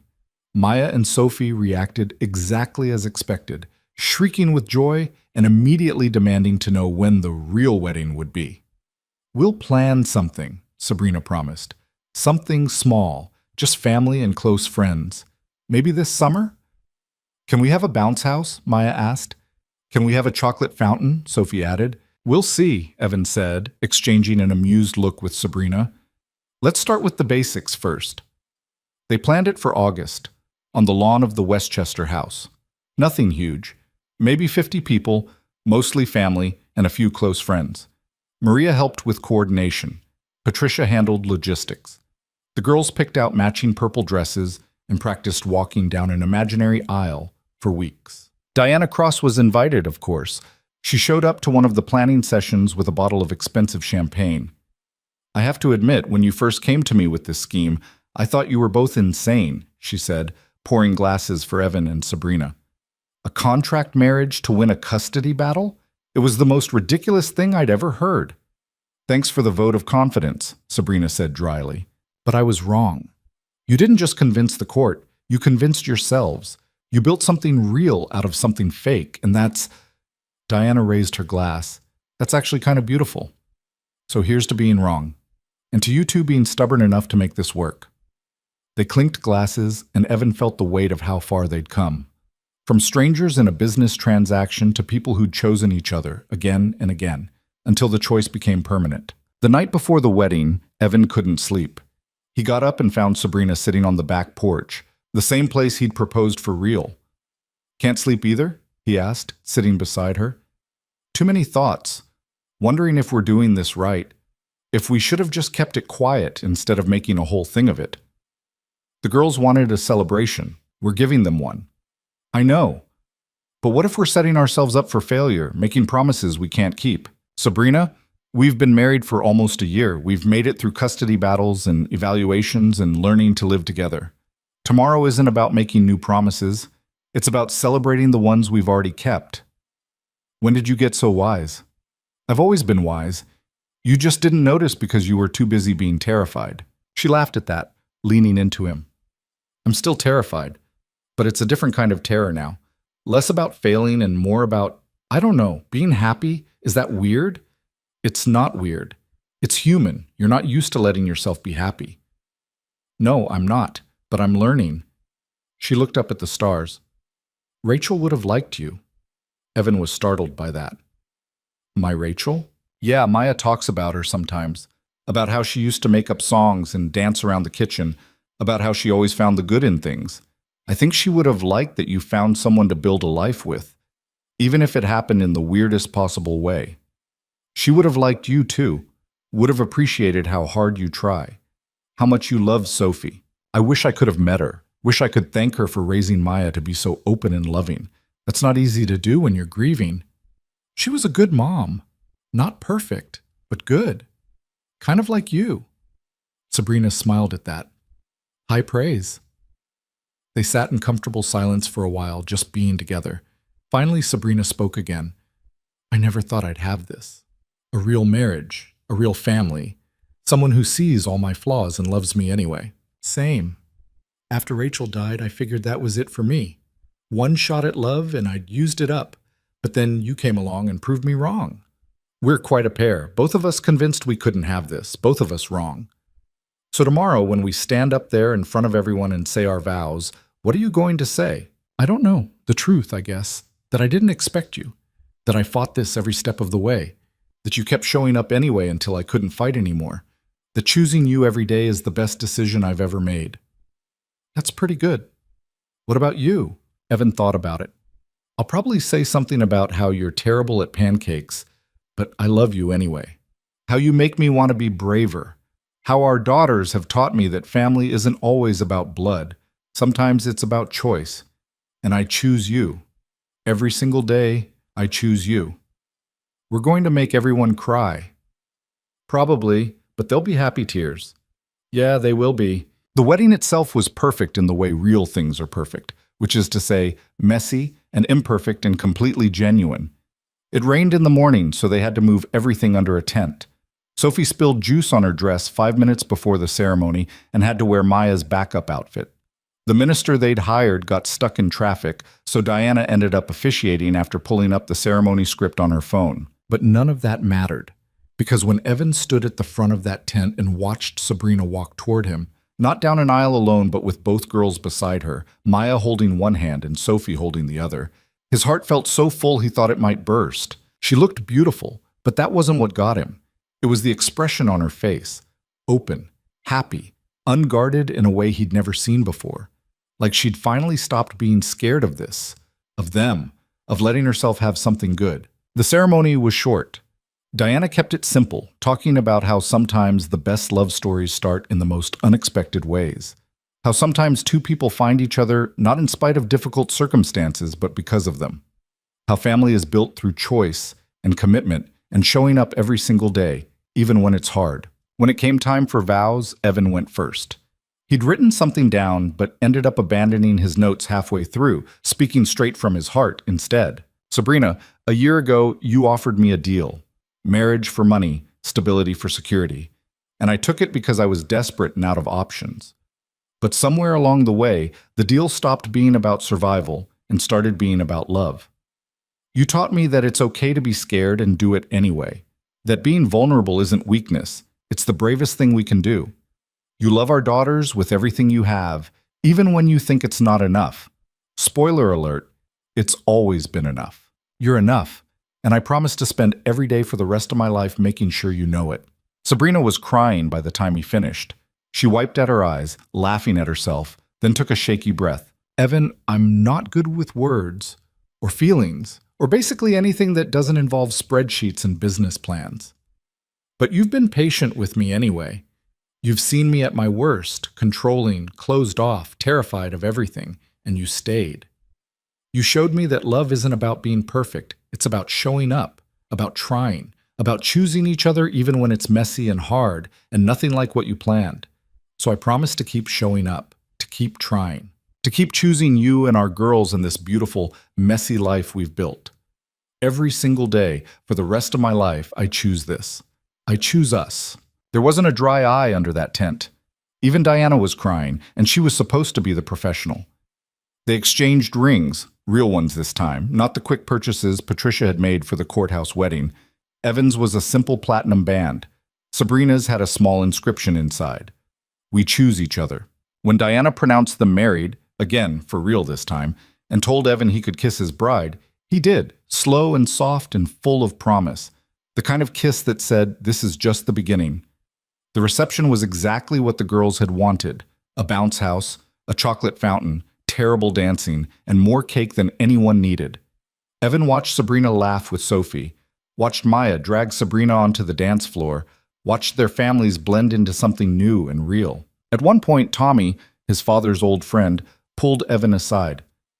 Your dad would be proud, you know, of all this, of you. Yeah? He told me once, right before he died, that he thought you'd found something good, that Sabrina was going to be good for you and Maya. Guess he was right. Evan felt his throat tighten. Yeah, he was. He also said marriage was about showing up every day. Looks like you took that advice to heart. Tried my best. Later, when most of the guests had left and the girls were crashed on the couch in their fancy dresses, Evan found Sabrina on the back porch again, their spot. Hey, wife. She smiled at that. Hey, husband. Good party? The best, though I could have done without the part where Sophie pushed me into the chocolate fountain. That was pretty funny, though. For you, maybe. I'm still finding chocolate in weird places. They stood together, watching the last of the sunset paint the sky in shades of orange and pink. Evan pulled Sabrina close, and she melted into him in a way that still felt like a gift every time. "We did it," she said softly. "We actually built something real." "We did." "I keep thinking about what your father said, about marriage being about showing up. He was right. That's all this is. Just showing up for each other every day, even when it's hard. Especially when it's hard." "Yeah, especially then." Sabrina turned to look up at him. "Thank you." "For what?" "For seeing me. The real me. Underneath all the walls and defense mechanisms. For loving me anyway.